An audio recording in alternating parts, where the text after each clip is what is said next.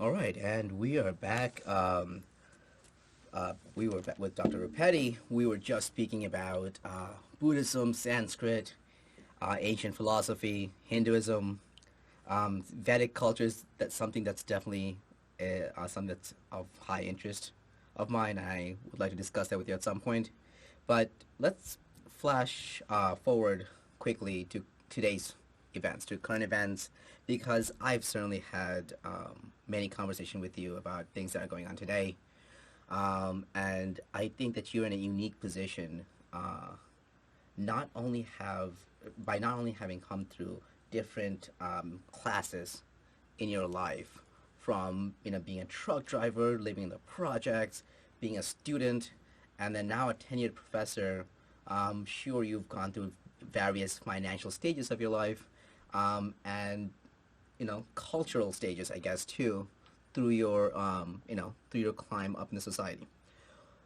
As a philosopher, what are your thoughts about what's going on today, politics, the societal paradigms? You also you also teach college students, so you kind of have your hand on the pulse of the next generation of Americans who will, kind of shape this country. Uh, so, what are your thoughts as a philosopher, observing all this and being part of all this? Well, that's a very broad and open-ended kind of question. So hopefully after I begin sketching an answer, the conversation will become a little more specific. If this or that thing that I bring up captures Sure. your interest or you want to hear more. As far as my students go,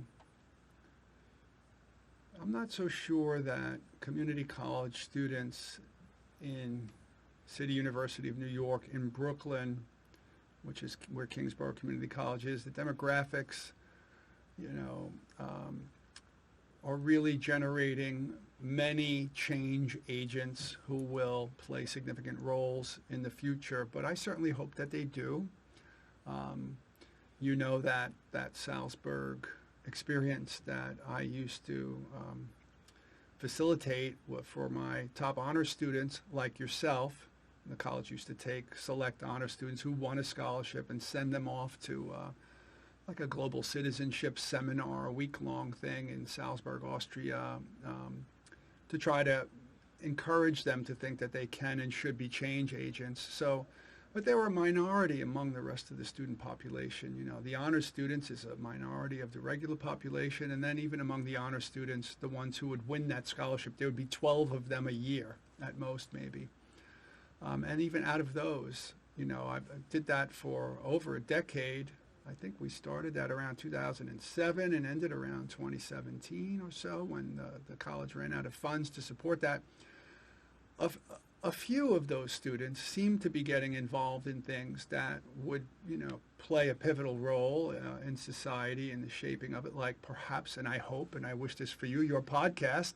But not that much from my former students. Most students coming into a community college, or they come from the lower classes, and they're going to community college. They might not go on to a four-year school. They're hoping to get a better job. You know, that's that thing that we were talking about, Maslow's shifting hierarchy of needs or whatever. You know, if hunger is your main thing, you're going to work long and hard to solve that before you can worry about others. But a lot of students, you know, are societal, you know, conscious of social phenomena, and there are massive social movements that are becoming culturally entrenched, like Black Lives Matter. That's a good example. You know, after the George Floyd killing by that police officer, you know, all the protesting became a global phenomenon, raising consciousness about that issue, even though it's a kind of complex and nuanced issue that I wouldn't mind talking about if you'd like to. Sure. But like, regardless of how you think about that issue, the fact that it triggered a kind of global rise in consciousness about social justice issues, I think that's a good thing. and that might mobilize your generation, and then the students who are just entering college now. Younger people seem to be more social justice oriented in general as part of the more just the widespread fact of social media. And the younger generation growing up on social media has more access to, cultural phenomena than like maybe other generations did. So there seems to be more of a consciousness about these things. But like activist students at Kingsborough, not that many.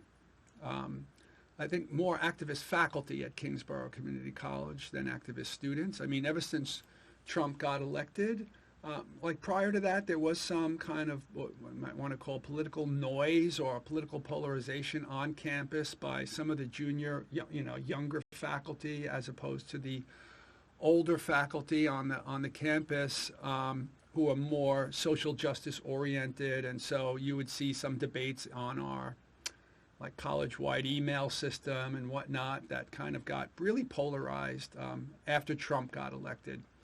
So, I mean, as you probably know, most faculty in academia in the United States and I mean, probably the larger part of the Western world are generally progressive, left-leaning. I mean, there are statistics about this. In some departments, it's greater than others. Like in some departments, it's something like 7-1, let's just say, depending like maybe, I don't know, just pick a department like art, let's just say. But then maybe in English, it's something like 10-1 or 15-1. And in sociology, it might be something like 20-1, Right. where there's one conservative in the department. So, it's becoming it's the culture in academia to be left-leaning, so much so that a lot of activist faculty use the podium in the classroom, the sage on the stage, we call people who lecture and the sage on the stage, as opposed to the guide on the side. Academia is loaded with all these turns of speech. Mm-hmm. It's pretty interesting. Yeah, well, now that we're teaching remotely, we're encouraged by the alleged experts of teaching methodology, people who have degrees in education. Pedagogy is the philosophy of education, Mm-hmm. what's your methodology for teaching.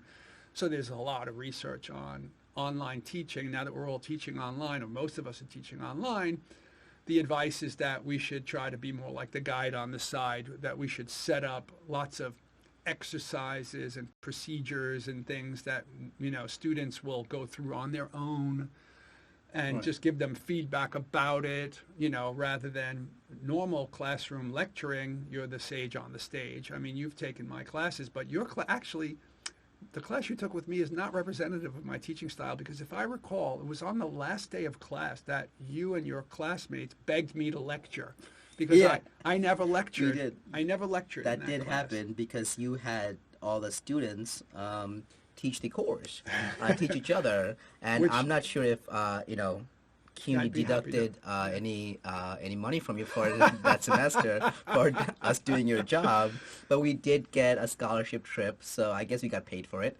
But Yes. no, I think it was a very interesting and definitely progressive way of teaching, and it was effective more than anything. I think Yeah. we divided and conquered all the work. No, it was a ton of work. No, it was difficult work at times, but no one felt like they had to do it all by themselves. Right. And that approach, I think, not only brings some, created some camaraderie, between. Created team spirit Yeah, with all. I had 3 or 4 teams of you in the class. Exactly, especially a team that's going out to Europe and spending a week there together. I thought it was brilliant, but we did want to hear from you, and we really and you were you were awesome. You did do a lecture for us at the end of the year, and I'm pretty sure that we all stayed late, either missed our next class or just hung out there and discussed Well, with you. I believe there was food at that class also. Isn't that the one that students brought food into the classroom? I believe it was a cultural day at the school or something, and As well, it right. coincided together, and we had brought food in, yes. Yeah, that was fun. But more than that, you asked us to go out with you to restaurants and like eat, drink, and we really became friends. So I think Right. although you did not, it was different from your typical teaching habits or methods. It was effective. In my other classes, my mode of teaching is to ask questions, get students to answer them, and then just start arguing and debating with them. I might begin a class with a brief overview of the topic and of the reading, which would typically be some argument by some philosopher who I had assigned students to read before they got to class. I might lay out the argument, summarize it, and then start with the questions and answers, which is the Socratic method. Mm-hmm. It's my general mode of teaching. But with your class, I knew in advance that, because I had gone to Salzburg the year before my first class. Just for people that might not know, Salzburg is a city in Austria, With a great cultural history. With a great and food that actually tastes like food. Yes. Air we had that gourmet actually, food around the clock. Yeah. It was great. Air that Fresh tasted, air. smelled like air. I think especially someone from New York, we really could appreciate that, and you don't know what it is unless you're there actually. But would you want to just tell us a little bit about the program, Professor? Yeah, sure. So yeah, I wanted to compare what I normally do when I teach with what happened in your class, so that I could say more about your class. Okay. So the year before, I actually taught a class which would prepare students for this Salzburg experience. I went with, I think, only maybe 4 or 5, maybe 6. No, I think it was only 4 scholarship recipients that would go, and then we would go with the chaperone. And I was the chaperone that year. The college had done this for, I think, 2 years before I went. And the dean would just pick a different faculty member to go as a chaperone each year to try to just get more faculty members involved in the program. And so I realized when I went without having a class that the students did a week's work of intense academic work when they were there. And they would be broken up into groups with students from other CUNY community colleges, as well as one 4-year CUNY school, which I believe was John Jay at the time. And so the students would be kind of shuffled, so they wouldn't only be with students from their own class, but with students from other classes, from other CUNY campuses. And on day one, they would be assigned into these groups, and each group would be assigned a different pair of countries that had an immigration issue, like Turkey and Germany, or Morocco and Spain, or Mexico and the United States, right? Where you have a pattern of immigrants leaving one country and settling in the other. And they were asked to go and research what are called the push and pull factors. What pushes people out of their country, like in Mexico, it might be dangerous drug lords and whatnot. And then the opportunity for working in agricultural, field work in California or whatever.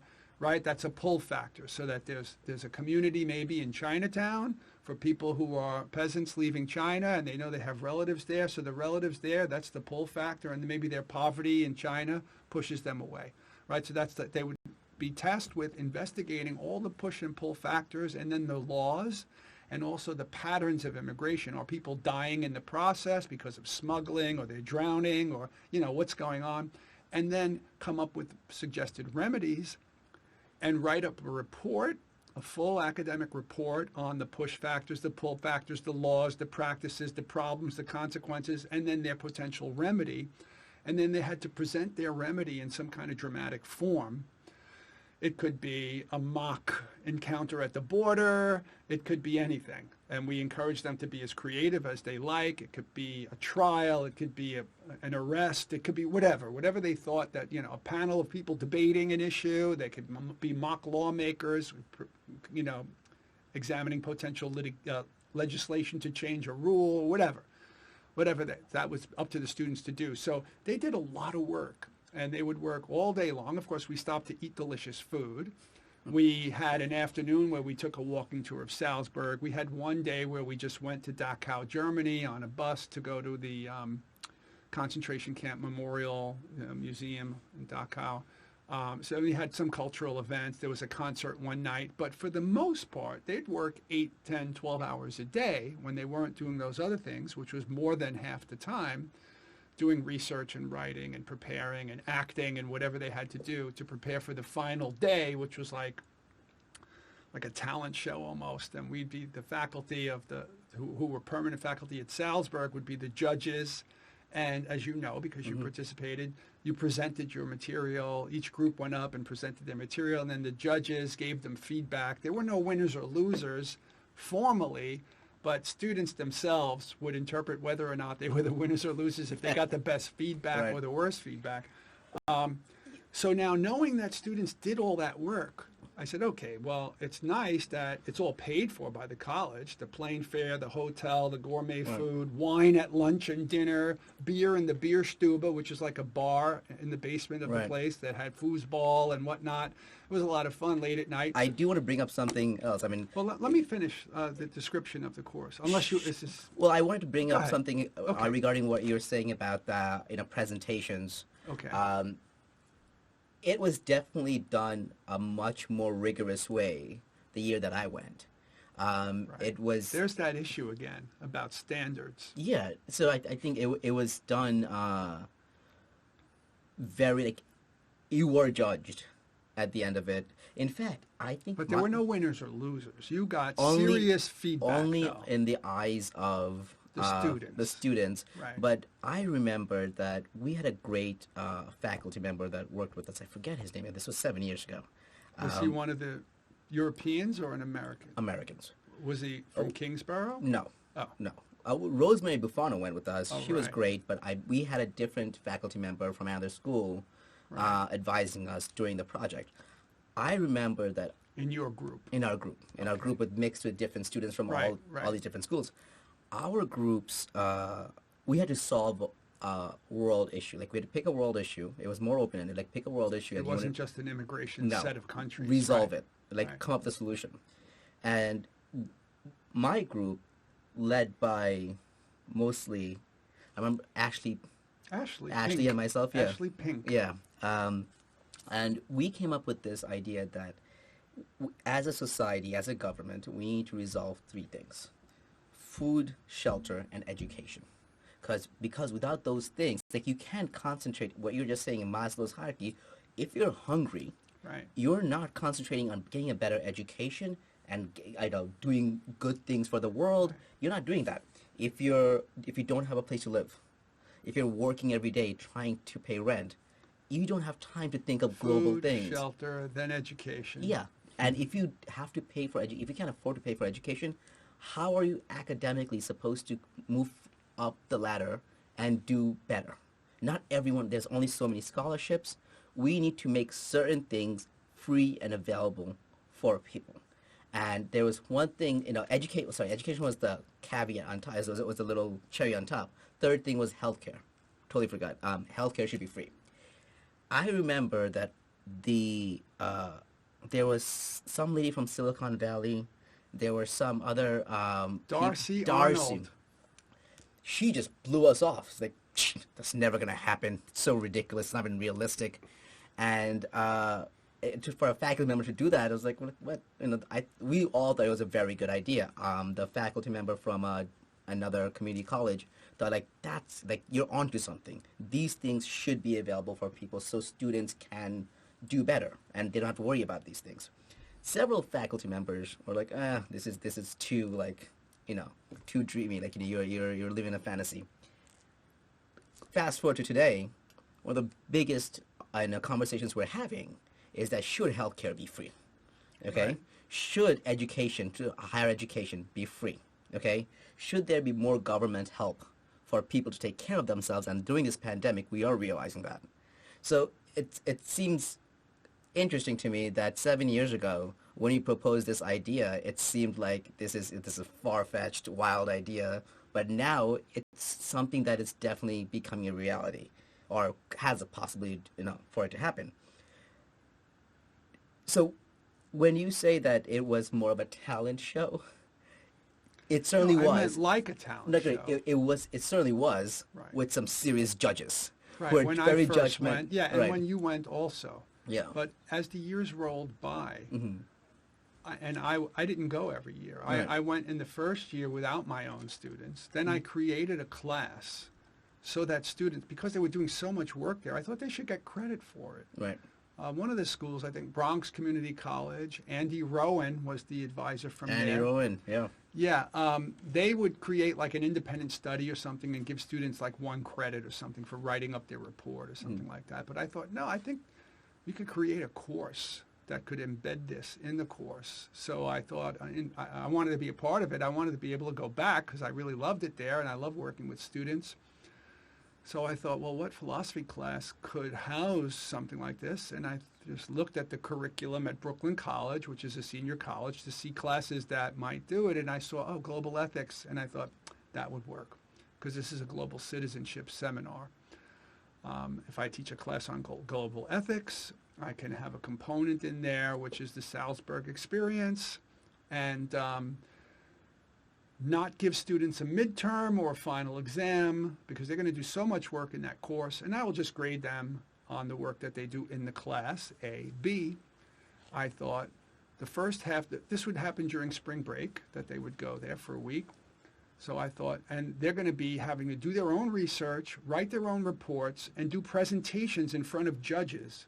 So if I have them break up into groups here, like they're going to break up into groups in Salzburg, do their own research, I'll give them the things that I want them to read, have them do reports on it, write up a paper, but present it in the classroom with a PowerPoint or however they want, and give them the freedom to present it any which way. They could get up in front of the class. The same thing that would happen on the last day in Salzburg, I asked you all, you could do that in class. Present your knowledge about this subject any which way you like.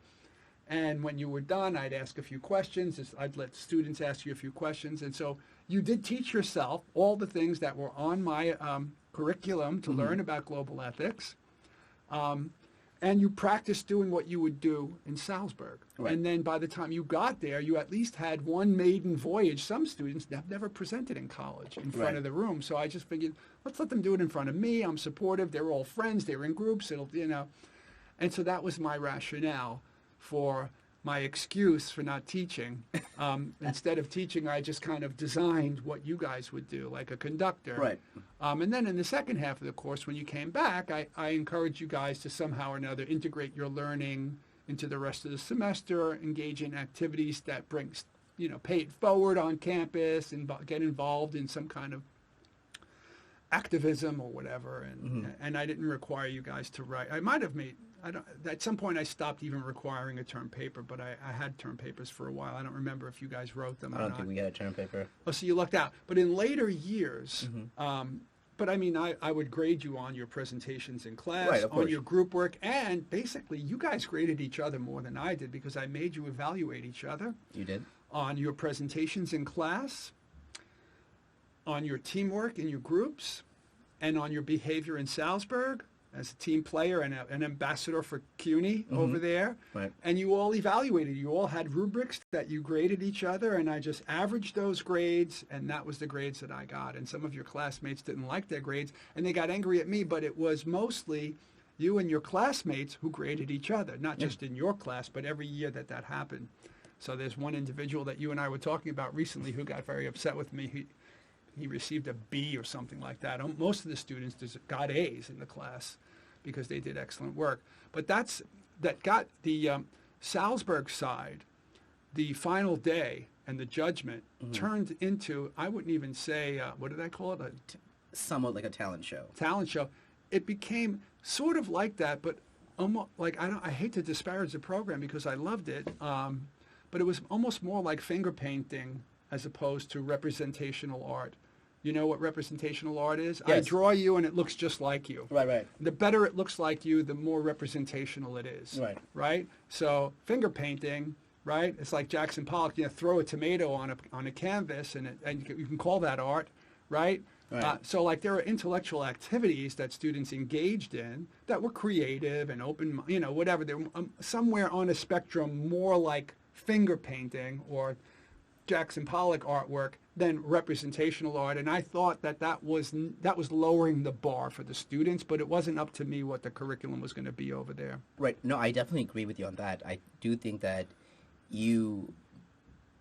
let's put it this way, you trained us to travel to the stars, and that one, we just got to go to the space station and come back to Earth. So like you trained us to do this rigorous program, prepare us to do presentations, do this research, and once we got there, it was more of like, okay, this is like 50% of the training that we received from you Was that you get to unnecessary? utilize. Not Oh. unnecessary. Oh. Unnecessary for the program, but not unnecessary for later in life. Okay. Let's put it that way, because it was But definitely they helpful. still held the standards up high in your year there, right? Yes, absolutely. It Okay. does. So it was in subsequent years that. I think my issues with the program, and we discussed this a little bit earlier before the show, was that the little tea breaks. Oh. Well, this I is an mean- interesting philosophical or ethical question. So yeah, I want to bring that up actually. Bring it up, yeah. Because we've had a wonderful time when we were there. We were given gourmet food, as I mentioned earlier, food that actually tasted like food. 3 meals a these- day, and in between each meal, or I should say after each meal and before the next one, there was a really good snack. Yeah, there was some tea time, like we were some British royals, Really good pastries. Oh, listen, not complaining about the food. Yeah, it was at all. excellent. Not complaining about the And service. wine was available in infinite amounts Yes. from lunchtime through dinner time, and then beer afterwards for the rest of the evening. That is very true, and Reinhard was a role model in that, and I very much admire that guy. Do you remember what he said to us? Reinhold. I forgot Reinhold. his last name. He told us that do not obey, never obey, and we're like, what? And I think that resonated with me more and more. Well, he was later a in big years. fan of 60s culture in the United States, music and all that kind of stuff. Yeah. He's the only one. He's the main, not the only one. He was the main person who liked our idea, our presentation. Oh, your group, Our right. group. Again, listen. I'm not that much of a hippie that I want free stuff for everyone, but I do think that there was something there in those ideas. But anyway, what my issue was with the program is that all these little tea breaks, this fancy tea breaks with these gourmet pastries and all this amazing food. And you were in a very expensive We lived- palace, we in lived- a castle. We lived in the castle from the movie Sound of Sound Music. of Music, yeah. Okay, next to a lake with like little ducks and ducklings, and there's a mountain right there. It was beautiful. If you spent a little bit less on us, could we not have used that money for something better? And earlier today, you gave us the Jesus quote. Okay, yes. Mary Magdalene was washing Jesus' feet with an expensive perfume, and one of Jesus' disciples complained that that could have been used to feed the poor. It was expensive perfume. It could be sold to feed the poor. And I believe Jesus' response was, there will always be poor. I think he added something about the Son of Man, or some kind of metaphorically mystical sounding second sentence, but I don't remember exactly. Has nowhere to lay his head or something like that. I don't remember what it was. But the point is, that might not, you can always feed the poor. I think you even said to me earlier that, feeding the poor is one thing, teaching the poor how to feed themselves, Yeah. and so on. And so that was part of my answer to you, is like, I understand the sentiment, and you might be right. There might be more efficient ways of using that resource, wealth, right, to bring about similar ends. But, there are many different ways to bring about the same goal, just like we were talking about different mathematical ways of doing multiplication during the break, right? You could have that, what is that graph? What is that called? I'm not too sure myself, but I can look it up. But based on this topic, well, from hearing your stories, and I'm pretty sure the rest of the viewers, it seems like, as a human, it resonates to be touched in some way, whether by the experience that you guys have gotten, food, seems like an international way of articulating or, showing somebody's compassion in some way. And then you got music and ambience, because you guys got a view and something like that. Yeah. It's like three touching universal languages that resonates to people, in any kind of way. And I feel like as a reward, as you said, it was like, free or on the house. Right. Wherever the case now. Over the top, unnecessary. That was his idea. But yeah, amazing. And I think universally that's how we should actually, go about. Sorry. If we could all do that all the time. Yeah. Right. So like, I guess, but Niaz, you Right, make a we valid can't. point that spending, let's just say, $2,000 on tea time 3 times a day, when it might not be necessary, you could probably spend 1/10 of that amount. Right. And just put out, cookie crackers or something, and do more good with that. So Right. yeah, but my attitude is similar to Mike's, that you are being given a variety of supports that were designed to make you believe that you do deserve that. Right.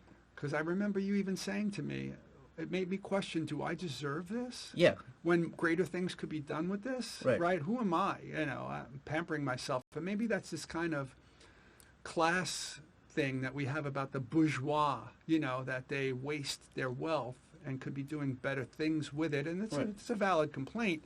But at the same time, empowering inner city kids with that experience, it's like putting a halo around them that you're worth a classical music concert. You're worth gourmet food. You're worth expensive wine. You're worth an expensive dessert because you're working hard all day and you're aspiring to be a change agent. So even if we're spending more money on your snacks than we could or should, hopefully, even if 1 out of every 12 of you becomes a real change agent because having that experience and having that halo, made you have faith in yourself that, yeah, you belong in that kind of milieu, right? You're not an outsider to it, even though you might have been a high school dropout like me or something like that. That's the theory anyway. That's their philosophy. I understand that, and again, I've said it 100 times that it was a pivotal experience in my life. I'm grateful for the experience for sure, but in that same line of thinking, maybe if we spent a little bit less, we could have given more inner city students I agree. that same experience. If the goal is to expose these inner city kids to these luxuries, to treat them to such a give them a preview of such a life. If you keep working this way, you can have this. Then wouldn't you want to spend a little bit less, and instead of taking 12 each year, take 18? Yeah, I agree. But just why not, let's debate this a little bit. Sure. So think about the amount of money that the Roman Catholic Church spends on designing all of its cathedrals. The tremendous amount of money in the arches and the stained glass windows and all the marble, everything, you name it. It's unnecessary. Mm-hmm. But what does it do? It's artificial. It's a kind of gimmick. They're trying to create some kind of symbolic architectural space on Earth that's significant of something greater, of something spiritual, with the incense burning and the hymns and all those different things, the stained glass windows. The church spends a lot of money on itself that people donate, and they also do all great things in the world in terms of feeding and educating and housing the poor and all that. They have all the missionary work that they do and everything else. They have hospitals and schools and everything. But they could have more hospitals if they had less stained glass windows and just plain windows. But then maybe they might not move people emotionally if they didn't spend that money on those, So I mean, that's just an analogy. No, I hear you, and I think that kind of symbolism is necessary, as much as as the work on the ground, it may be directly helping people. I understand the reason for the symbolic agents in the process to get more people involved. But again, I'm just one student who had this experience, and I just felt that you're right. I did feel a little bit guilty sitting there looking at a mountain. Not that I felt that, I'm not worthy, but Well, it wasn't just you. I've had more than one student who's raised the same objection and said that they felt like they didn't deserve it or something like that, yeah, or that it was wasted, it was unnecessary. I think that's more it. It's like it was going back to what you said about the bourgeois. It was like too much. It was overspending, or especially if you know that you're coming back to so much less. Right. I think that's where this 1 week. I'm not sure if it's awe-inspiring in one sense, but also understanding that okay, if this is how much everyone else is like spending, what am I doing incorrectly? Have you ever watched the Hunger Games? Yes. Do you remember when Katniss when she wins and she goes into this train and with all this food and like crystals, and she's just blown away, like, okay, not because she's thinking that she's not worthy, but where did people think that they could have so much and leave so little for the rest of us? That was my way of thinking, that okay, we could not have tea breaks every couple of hours and have these pastries that cost probably $100. I'm exaggerating, and feed and then go. What was it? We were having a movie screening and we were watching Darwin's Nightmare. Darwin's Nightmare, where we just watched two African children who just smoked some plastic drug so they can pass out during the night when men come and grabs them from the street and rapes them and leaves them there so they don't feel that and wake up in the morning not remembering that.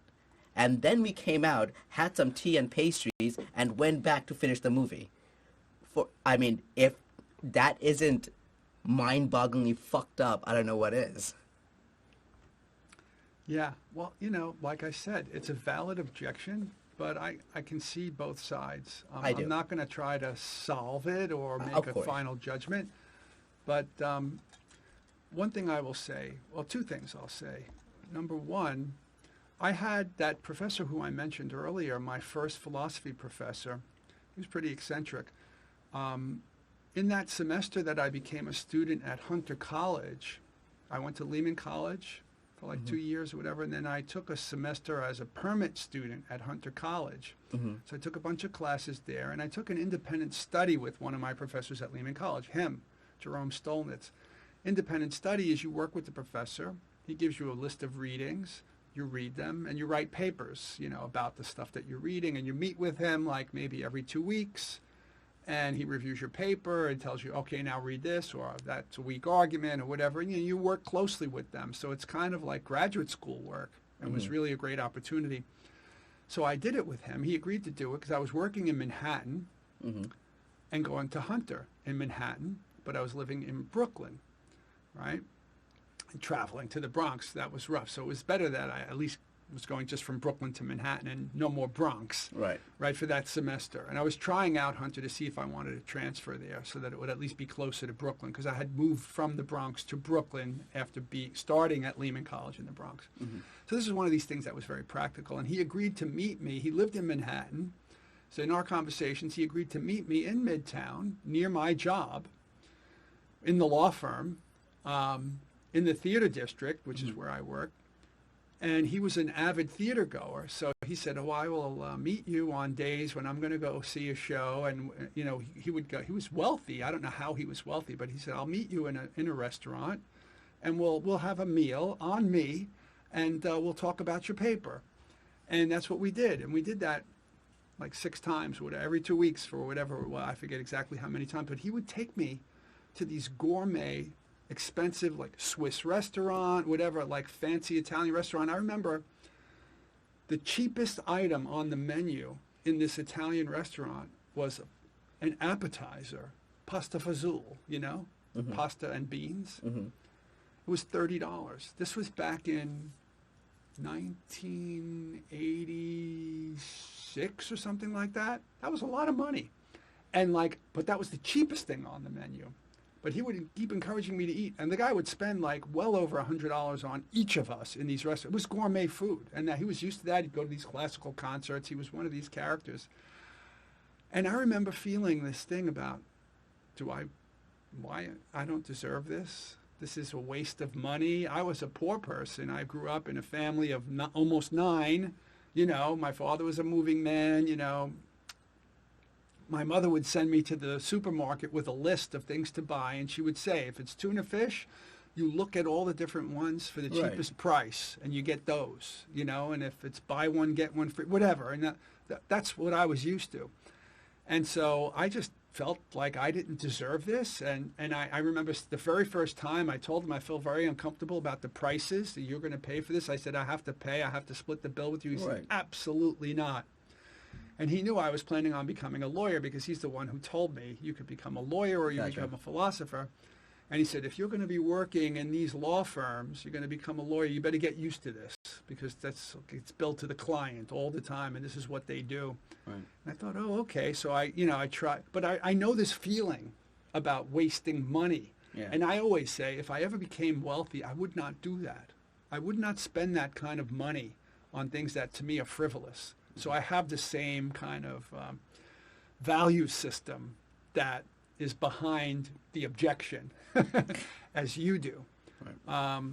On the other hand, I think it's like he made me, I had to agree, but he kind of created the circumstance under which I had to tell myself, well, I am entitled to this. Even if when I have money of my own and it's up to me, I will not waste my money in this way. But, there was something empowering about it. He was putting a halo on me. And I remember feeling that way. That explain that a little bit, sorry. There's a halo. It's called the halo effect. Yeah, go ahead. So if you studies have shown that if you randomly take a student like Niaz in the 3rd grade and praise him for the essay that he wrote and all this kind of thing and give him an A and everything, you put a little halo, like a halo around a saint, the aura of light. Right. I know what it's metaphorical. Right. So, but you give them a kind of positive self-image, right? And then self-fulfilling prophecy, they live up to it. And the reverse of that is when teachers put students down when they shouldn't. Or the snowball effect of putting a halo is participant awards. Right. So, right. I mean, Right, so a halo effect can get, if everybody gets the halo, then it no longer works. Right. If everybody gets a participation award, then the halo effect is diminished significantly. So you're saying it to do it to only the ones that are... Scholarship recipients. Gotcha. Okay. Right? Listen, sorry to cut you off, I do want to clarify that I was very grateful for the experience. No, I know that. I know I've had great things to say about it, but I don't think that's one lingering feeling that has never left me, especially from traveling more of the world. And I always think back that, I was a bourgeois for a week, or lived like one. And at times, no matter where I've went, and, compared to Salzburg, 90% of other travel experiences are, you see so much more poverty, you see so much more people suffering. So that juxtaposition always kicked back. It's like, okay, and then do you remember, Salzburg? Do you remember that? And you're seeing this now, and that feeling I could never get rid of. The fascination, the admiration, the stuff I learned, the great people that I've met, those are always there. I still have this feeling. Look, one of my relatives worked for a billionaire. What is it called? Like a personal assistant, managing the staff in his mansion out in Southampton. And she became quite friendly with the family and with his children. Some of them were closer in age to her and whatever. And that family would invite her frequently to their parties and things like that. And one New Year's Eve, the invitation was extended to anyone she wanted to bring. So she brought her siblings, one of which is my partner, Valerie. And we went to this party. It was an awesome New Year's Eve party. The food there made the Salzburg food look like McDonald's. The amount of caviar and lobster and like all this expensive food and an infinite amount of really expensive tequila, like all the top shelf stuff. Like it was just really like you would probably have complained if you went about how much good could be done. We don't need to party this well. But, you know, people who, let's just say, earn their wealth, are they not entitled to enjoy that kind of? This is a deeper question. Absolutely. And please don't underestimate me. I would have eaten all of the food and the caviar there and then came back and complained or started complaining right there and then. Is there something hypocritical about that, Nima? Absolutely. Yeah, absolutely. But that absolutely. No doubt. Those thoughts about starving children in Africa were in my head as I was eating those pastries. Don't get me wrong. But I think you have to separate the physical thing from what you're feeling emotionally and what you know to be correct ethically. And of course, people who have earned their money should be able to utilize it. No problem. But I was talking about a particular experience where money was spent on me. Right. Of course, when I earn my own money, I'm going to have a lavish dinner every now and then. But I'm also not going to, waste it, or hope I wouldn't waste it. But I think there's a difference between that experience and your fancy New Year's Eve dinner, because that's a person throwing a party. Right. This is, sure, it's an investment. I can't make a claim for how a person's spending their money if they've earned it. I can talk about how the money is spent while I'm participating in an event or in a program where they're discussing the things that are wrong in this world. Okay, so we're discussing things that can be improved, can be better. We're talking about Africa and people are dying there. We're talking about problems in South America. Meanwhile, we're having these lavish dinners and spending so much on just us meeting. I have an issue with. I want to kind of chime in. I mean, on the talk that I mentioned earlier, I mean, with people being touched in a particular way, getting an experience. But then later, if you combine all these things together, food, ambiance, music, scenery, you can call it a particular festival where people, Exactly right. Exactly. Okay. And that like 4th of July, barbecue, fireworks. Traditionally, there's certain key sets of investments that people want to relive that experience in that moment, whether it's patriotic or it's a revelation or a time where it's to be celebrated. What about Is the that- week-long weddings in your culture? Or is that necessary? Why can't they just have a 5-minute ceremony in front of the justice of the peace? I am not for marriage for myself, and I advise all my friends but, against it. but- I do not like it. They should not have a week-long marriage. No, but this is to Mike's point that, in a way, you're doing so much work. They're investing in you as change agents, but it's work, play, and they're trying to model that you can have both and that you can have wealth and you can be a change agent and you can also enjoy your wealth. There's nothing inconsistent with that. I get that, but you asked me if me eating caviar and then complaining about it, is that not hypocritical? Is it not hypocritical to be talking about and discussing worldly problems and then wasting money Well, if you Like say that. wasting, right, okay. you've already Wait a minute. begged the question. Understood. Right. Or spending that much. I don't think it's hypocritical. I don't. Okay. But I respect the view that it is. Right. And, you know, I've had students who were more troubled by it than you. Who I Oh yeah, almost because had to I am do- hypocritical because I would eat that caviar and then still complain Well, about that's it. beside the point. You know, you could say I know that. You could say I know that X is immoral, right? My first entertainment of vegetarianism was from one of my philosophy professors at Brooklyn College, whose name was Paul Taylor.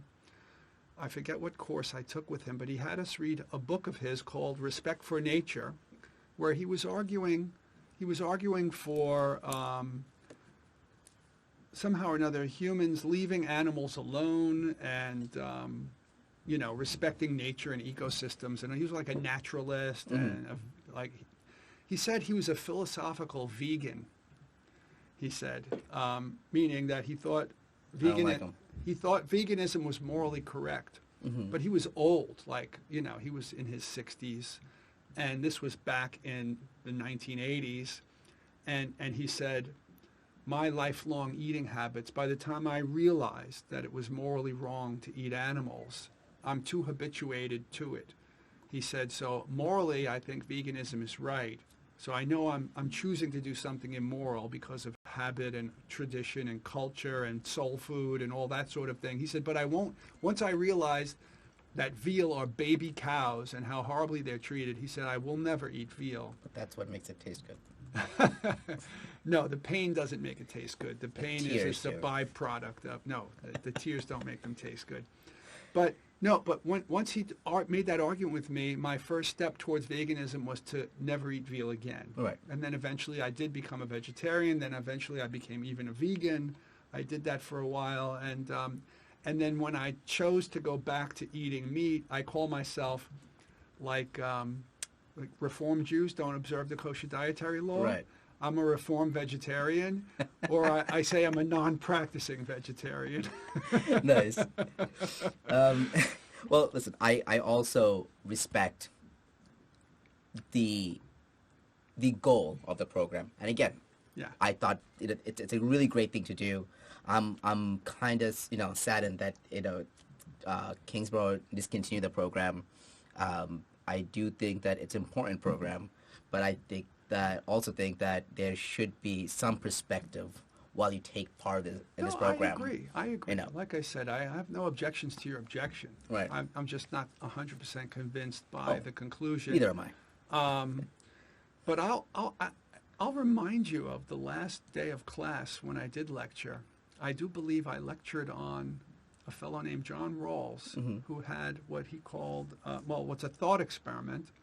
Philosophers don't use test tubes. We do thought experiments. We say, what if? Hypothetical scenario, right? And his thought experiment was in a book of his called A Theory of Justice, which is a very big book that reviews the entire history of Western ethics and political philosophy. But there are shorter articles that he wrote about it, or you could just probably do Wikipedia, John Rawls' Theory of Justice if you wanted the synopsis of this. But I'll try to really summarize it because I think it'll get us into an interesting debate about whether or not the bourgeois are entitled to spend their money on themselves, which is the deeper value issue that we both struggle with. And I'm sympathetic to the idea that we need food and housing and education and healthcare and all that stuff. But whether or not society has an obligation to give it to who, under what circumstances, that's a separate question. So, but this thought experiment, I taught this in class. It was one of the things I chose to do in my short lecture. I believe this is what I taught on the last day, because if I had to teach just one lecture to you guys, I thought that would be it. Right. And I might have done an overview of ethical theories, but then I know that's one of them. John Rawls' I actually Theory of still Justice. have all my notes from your class. Okay, so you can I do will a look it fact up. check on this after the show. Will do. And put it in the show notes. Professor Repetti was wrong. He never covered that. Oh, no. It's going to go in, and if it exists, just so everyone knows that we keep a pretty good list of all the books, movies, articles that we discuss, and we will post up links on our library. So you guys can check it out if anyone's interested. And we'll definitely have that up when you post the podcast. What is that? Sounds like thunder. Was that thunder? It might be. Oh, okay. I wouldn't be surprised because it was supposed to rain today. Oh, Okay. there you But go. in my opinion, a meteorologist in New York is the most stable job you could have. Just put it out with You don't a have smile. to do anything. Just point. The clouds are coming from here. When was the last time that they were correct? Like they're always off by a day or two. And When I just when They it- got Hurricane Sandy. yeah, hurricane, yeah. When there's something big. all right. Okay, so I do want to get back to. Wait, I sorry, wanna you want to finish finish that. John Rawls? I'm Yeah. sorry. Go ahead. Yeah. So here's the thought experiment. He calls it the original position. So imagine founding fathers for some society that are about to write the Constitution that will contain the abstract legal and moral principles that will govern that society. And he says, look, I'm going to simplify his thought experiment and put it in my own words a little Please. bit, just to make it more intuitive. But like, let's just take two alternatives that you might consider to vote on. One would be a pure meritocracy, and the other one would be like a more of a pure socialism, right? So, like totally libertarian, meritocratic society, capitalist, and the other one was more of a kind of social safety net system like socialism or something like that, right? So, in the socialist version, everybody would have food, housing, medical care, education, all that stuff. Everybody would have all of that, and everybody would have a kind of relative equality of outcomes. And but nobody would be able to become wealthier than anyone else either, right? But everybody would be equal, and equality is a good thing, and all of that. In a meritocratic society, on the other hand, if you were someone like Bill Gates or somebody like that, you can become wealthy. But if you were handicapped or disadvantaged, or you didn't have enough food when you were a kid, and you didn't get an education and whatever, then you might lose out and not do well at all. And there might even be cycles of poverty in that kind of model, right? So it's like just those two principles, meritocratic, capitalist, or socialist, egalitarian, right? Equalitarian, or whatever you want to call it. He says, now, legislator votes for one or the other of them based on their own history and their own biases and their situation, where they're situated in the hierarchy of the existing society that they're Right. already in. Right. So to get a fair vote, he said, you would have to imagine that when you stepped into, I'm going to say this, if you step into a voting booth and you're going to pick one or the other of those two principles, he says, suppose when you pull, he doesn't say this, but you pull the veil, right, like the curtains in this Right. room, to go vote, it would be almost like it wiped you, a selective wipe from Men in Black, where you knew nothing about your gender, your race, your social status, economic status, your IQ, your looks, your strength, your ability, your disability. All of that would be blocked from you. All you could be is a rational mind with general knowledge of society, right? And science and things like that, right? So he says, if you didn't know who you were, then you would have to pick a system that favored whoever you would be. You can make it even harder and say the minute you step out of that booth, you're going to step into the society that you just voted for, but you don't know what your identity was. Right. So you will live the consequences immediately of it, right? He doesn't say it that way. I'm Right. dramatizing No, what I he says. understand. But he says, if you pick merit, let's just say, you would have to be biased to pick it. You'd have to know that you have some merit. Right. And if you picked the other thing, you would probably have to know that you needed that kind of societal support. Otherwise, you wouldn't pick it, because for all you know, you have merit. Right. Right? So the only way that you could pick without bias is if you could be veiled from your identity completely. And if you did not know who you were, you'd have to pick some kind of wholesome balance of the two, Right. he says. And therefore, of course, if you pick something with bias, it's biased. It's unfair. It's unjust. Automatically, if it's biased, it is not just. That's his argument, right? And I taught this to you You guys did. because I I was a remember this. lefty, and I thought that we need a societal floor beneath which nobody Right. should fall. Right. Everybody should have housing, food, Right. clothing, education, healthcare, all that stuff, and that's what I believed at the time. And I used that thought experiment. Does this ring a bell to you? Absolutely. It's all coming back, and I do want to add something Okay. when you're done. Okay. Well, I'm done with that, but I want to tell you how I've changed my view. Before about you that. say that, okay, may good. I just say something? Yeah, So, that's why I wanted to let you know where I am. as you were, I just want to clarify, when I was talking about free healthcare, food, shelter, education for everyone, that was nearly a decade ago. And I like to cite this famous quote that, when you're young, in your 20s, if you're not a communist, then you don't have a heart. And when you're in your 30s or later in your 40s, if you are not a capitalist, then you don't have a brain.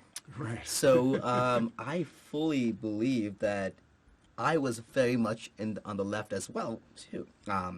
All I was saying is that those ideas we had then were thought of like so crazy, but it's now actual social conversation. But I too, or my feelings about free handouts have changed greatly, and I too support meritocracy now because I have some merit. I believe at this point, at that time when you're a student, I think it's a lot about you have this activist mind. You want to do things for everyone. You want to do good, but you don't have a full idea of the full picture. And as you go more into it, I do think it's natural for your mind to change. But you're saying that it happened much later for you because when I was feeling that, you were teaching this. Right. Right. Yeah. So your class was what, 2014 or something with me? 13. 2013? 12. No, 14. 14. So that's what, 6-7 years ago maybe? Yeah. So I will admit that I was in my 50s when I taught that, and I was still a lefty. So that statement, they need to extend when you're in your blanks. Right. When you're younger, older. Yeah, you're just making it more general, younger and older. Yeah. But so here's the thing that I realized, really from having arguments with a friend of mine who's a libertarian, who's my co-host on our podcast, which is called Level to Power, by the way. We'll throw that out there. Yeah, I'll give you that information later, and you can put it in the show notes. But arguing with him, I was forced to think deeply because he's somebody who's conservative, he's libertarian. I mean, he's culturally progressive, but libertarians are culturally progressive. Right. But he really gave me a run for my money with many arguments about things that I didn't expect. And I really have to confess that I had the belief, even if I wouldn't have articulated it, that conservatives were not that intelligent, that there was a link between somebody who would opt for things that are not in their interests, right? For you to opt for things that are not in your interests, you can't be that intelligent. And a lot of people on the left feel that way about the basket of deplorables, which is half the country who are conservative, right? So, but after arguing with really intelligent conservatives, him and a bunch of his friends, right, I realized that, well, there were really intelligent conservatives, and they'd give me arguments that I didn't have answers for, and I realized my positions are somewhat weak. So here's a twist on Rawls's thought experiment that captures my intuitions about this and about that billionaire and his caviar. Suppose you went into the booth and you didn't know who you were, and many of you, maybe one or two in every class that I taught, there was somebody who would disagree with me about Rawls, right? And I always thought they're just really biased, But now I don't think that way. So is that upstairs moving something, or is that interesting? No, it's upstairs moving something. Oh, okay. So we'll wait. Should we wait a moment? Let's take a moment. We can keep recording, but you can't get rid of that. We can, but it's illegal. It's a lot of work. You don't want to make enemies at the time. They'll be like, oh, is it now? No, I meant clean it up out of the recording. You can't get rid of that. Oh, I have to be like clean out those people. I'm like, no. It'll be kind of difficult. That's a lot of work to get rid of that kind of background noise. Well, depending if we were still talking. Yeah, because that's what I meant. Because all three of us are talking, we it's kind of shooting live, recording live. If you were able to isolate mics, then like on a film set, Right. that would be different. Right. Yeah. Yeah, these mics pick up anything in the room. Yeah, so Yeah. they're really strong. All right, so getting okay. back to Wait, we just kind of just I think it said worked. just bad things about weather people for no reason this whole time. It's fine. I still But they're believe still it. you're still correct because it's not thunder, and they said it was going to rain. So Well, it did kind of rain. okay. All right. Yeah. Anyway, all right, all let's right. get back. Sorry, you guys Rolls. can decide whether or not you want to cut out the weatherman jokes. All But right. No, we'll leave it there. yeah, I thought it was What, okay. one, just so you know about one thing that even this we didn't stop recording. Right. We want this to be as authentic as possible. There'll be no edits fine. unless something's going to make you lose your job, or get you divorced. We'll Yeah. keep it on. Okay, so here's my twist on Rawls that captures my thinking about it. Suppose you go in there and, you get wiped and you vote for his mixed system. His mixed system was like kind of the opposite of the trickle-down theory of capitalism. Uh-huh. Do you know that? Yeah, Like- Reaganomics. Yeah, so it's the trickle-up theory, so that Bill Gates or Trump or anybody else who can make a lot of wealth for the society, that new value generated has to go to those least well off first before we eat caviar, in other words, right? They Right. have to make sure that we're taking care of the people at the bottom, and then the extra I could do with it as I please. And that seems quite fair, his system, Right. But then suppose you come out and you're in, I'm going to give a very simplified scenario Sure. of a mini society that has 8 people in it, like a kibbutz or something that you just voted for. So you wind up in a kibbutz after that, which is a commune, and they live in communistic I principles. was going to ask you to define it, but okay. Yeah, it's in Israel. They actually had Right, a right. lot of these social experiments. They still have kibbutzes, but in any case, well, it doesn't have to be a kibbutz, but just a small society with 8 people. And guess what? You realize that the pizza just got delivered, and now that you have your memory back, you know that you ordered the pizza with money that you made, and the 7 other people in your society didn't do any work. They didn't spend any money toward the pizza. It's cut in 8 slices, and they all need to eat. Right. They all have some kind of emotional or moral claim, if they're egalitarians, on 1/8 of that pie, because there's 8 of us, and there's 8 slices. But what if also they're my kind of political opponents too? Right. Right? So do I have any moral reason why I should feed them? Absolutely not. I might be a humanitarian, I humanitarian. might be compassionate, I might be, but do I have a moral obligation to feed them? I do not think so. Well, Whose choice should it be? yeah, Mike? whose choice should it be? But the way I feel is, as much as anyone can be human, people can actually, be humble, or they could take advantage of a particular system. It can work either way. I'm not saying that everybody needs to be a saint in some sort. It would be kind of ideal if everybody, worked like every single gear in a well-oiled machine to improve and elevate everything in general. But didn't Jesus even say that there will always be poor? Right. And the question is, what about the free riders? Yeah. The people who never contribute, although they can, they just choose not to. Well, that's the people who are technically taking advantage. That's what I mean, right? And what happens when that grows in such great numbers? Then They vote, and Yeah. there's 7 of them and 1 of you, and they vote, and then they take their 7 slices. and they take your money. Yeah.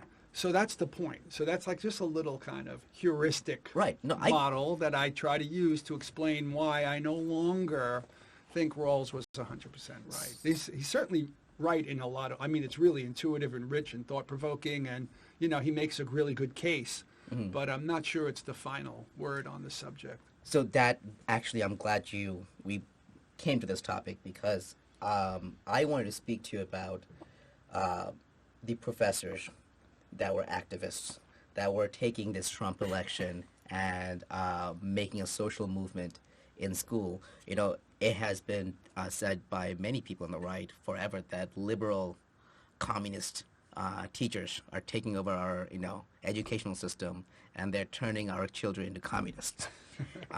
You've admittedly just said that even less than a decade ago, you did and let me be clear about this, that you've always been level-headed. You've always presented both sides of the argument, and that is to your credit. I'm not sure how many other professors are like that. I'm sure there are many, but you have always presented arguments fairly. Was Jeff Schmerler in your class? Yes, he was.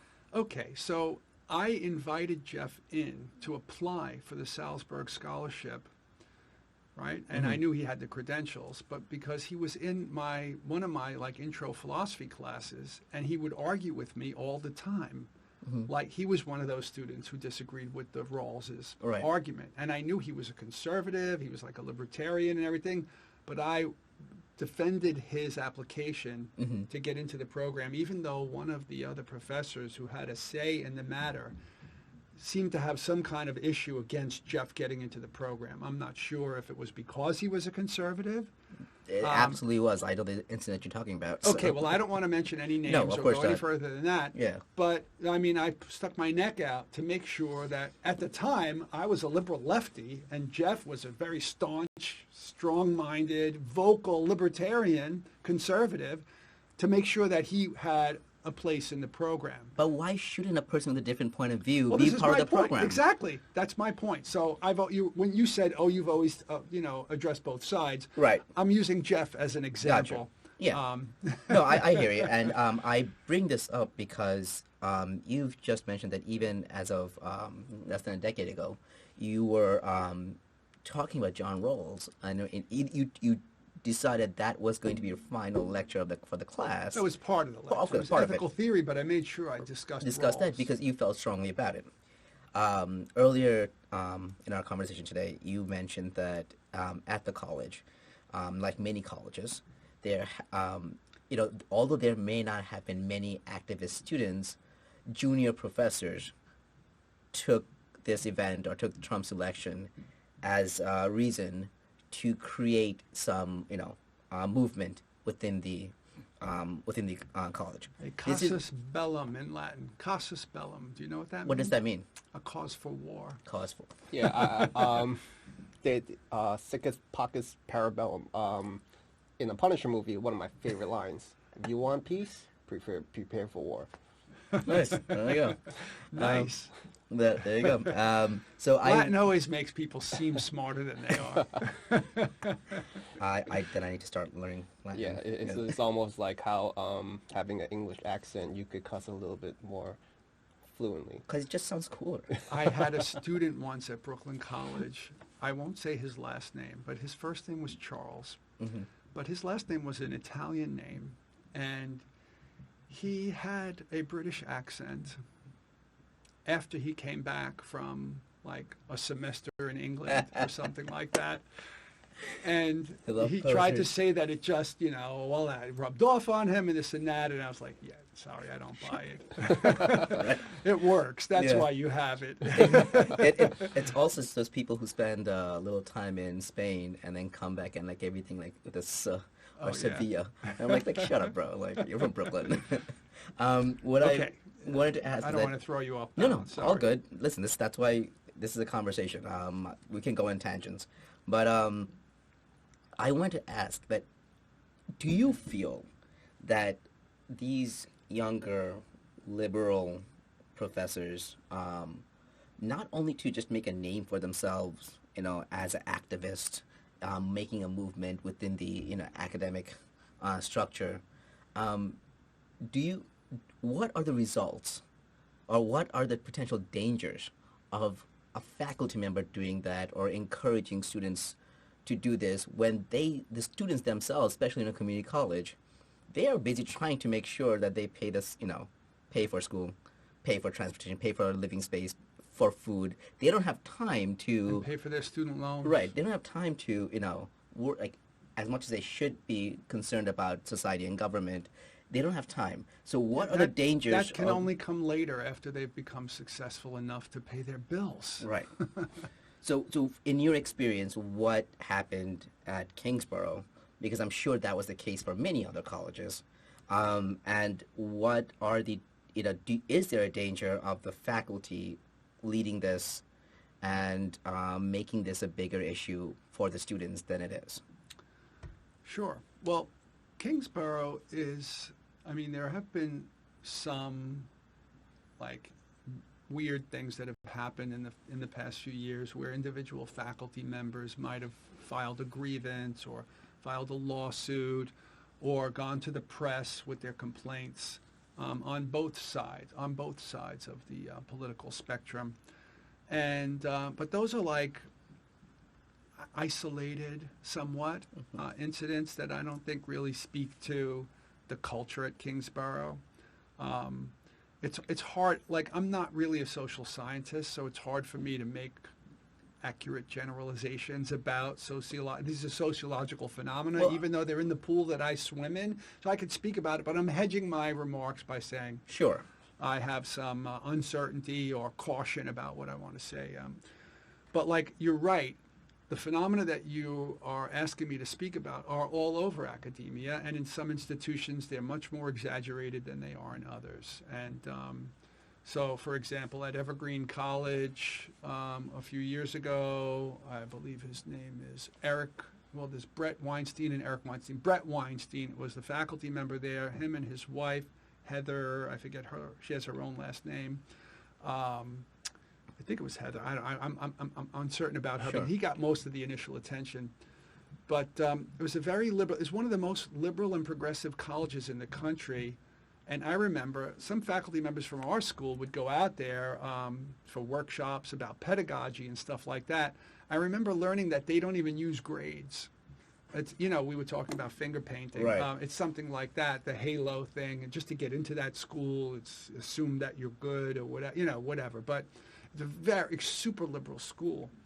And, I remember hearing about this actually shortly after it happened and being really worried about it. So what happened was, like, incidents like this started happening all over academia, but I'll finish with this story first. Sorry for jumping around. No, please. But, like, it's a very progressive, left-leaning, like most colleges are, left-leaning institution. That was one of the most. And this professor, Brett Weinstein, was also extremely progressive, him and his wife. In the institution, I don't know how far back this went, and I'm not sure if it was on Martin Luther King Day or some other day during Black History Month or something like that, but they had a day on campus that they called a day of absence, which was commemorative and symbolic for when students of color and faculty of color were not even allowed, that there was a time when they weren't allowed in the institution. It was an all-white, institution back Right. in the day. I don't know when that was. So at some point, when students and faculty of color were in the school, they started this day of absence where on that day every year, faculty and students of color would remove themselves from the college and not come to class, not teach class, not anything, right? And this was a great thing. Yeah. It's fine. Of course. Commemorate, symbolic, whatever. And but then they got like a new president, I believe, and a new diversity officer. And this is another new phenomenon, diversity officers appearing in every college and in every institution of society. Every company Right. has a diversity officer to make sure that our staff, employees, etc., reflect the colors of our society, and not just the colors, but the genders and all that kind of stuff. This is identity politics. Do you think that takes away from people moving up the ladder because of their merit? Yes, I do, but we'll get back to Sure. that. I think it's anti-meritocratic. Absolutely. It's problematic as far as I'm concerned, and I'll be happy to talk about that. But so what happened with the new president and the new diversity officer, I forget which one of them came up with the idea, but one or the other of them did, and both of them were in support of this, was a day of presence. They wanted to flip it on that same day this year. Maybe it was 2016 or 2017, I forget. It was around the time of Trump's presidency. And have only faculty and students of color allowed on campus. And, What? and faculty and students not of color had to remove themselves from the campus. So, That is wild. yeah, Like, involuntarily. And so Brett Weinstein is a child of Holocaust survivors, people with tattoos numbered on their arms who survived the death camps and all that. mhm. And so his own memory of being excluded course. because of his identity and his parents and all that. He wrote an email, like, maybe to the diversity officer or the president, or maybe to the faculty council, or what, I forget the details, but he wrote an email to them stating, because of his parents and his identity and anti-Semitism and all of that, and him being a victim of that on and off or whatever throughout his life, or his family, how many of them died in the Holocaust or whatever, he feels very uncomfortable with the idea of being excluded from where he works. He said, but he sympathizes with the intention of it and the symbolic meaning of it and all of that, but he just refuses to be excluded from his place of employment. I'm sorry for interrupting. What is the symbolism behind the exclusion? Well, the idea of now people of color who were no longer allowed are allowed, so they want to kind of reverse the feeling maybe of exclusion. I don't know. I don't remember. I didn't read the justification for it. Isn't it just kind of reverse racism in a sense? In a way, but I could imagine that victims of oppression who have been excluded from a place, like let's say Jews at the University of Munich or something, right, might want it to be a day where only Jews are allowed, right, just so that the Germans there could have the experience of what they had. I don't know, whatever. So, like, it's not my policy. Is that supposed to bring? I'm sorry to ask. Is that supposed to make people understand or possibly create more hostility? Yeah, I don't know, and I'm philosophically very hesitant to attribute intentions to people that I can't prove. Sure. So, like, for whatever reason, even if they have the best of intentions, you know the saying, the road to hell is paved with them. Right. Brett Weinstein explained in his memo to the college why he didn't want to exclude himself or be excluded involuntarily, but he said, he respects their right to make, to do that. If they want to do it, they're entitled to come in, and whoever's a white person who wants to voluntarily exclude themselves, nothing's stopping them from doing it, but I'm not going to do it.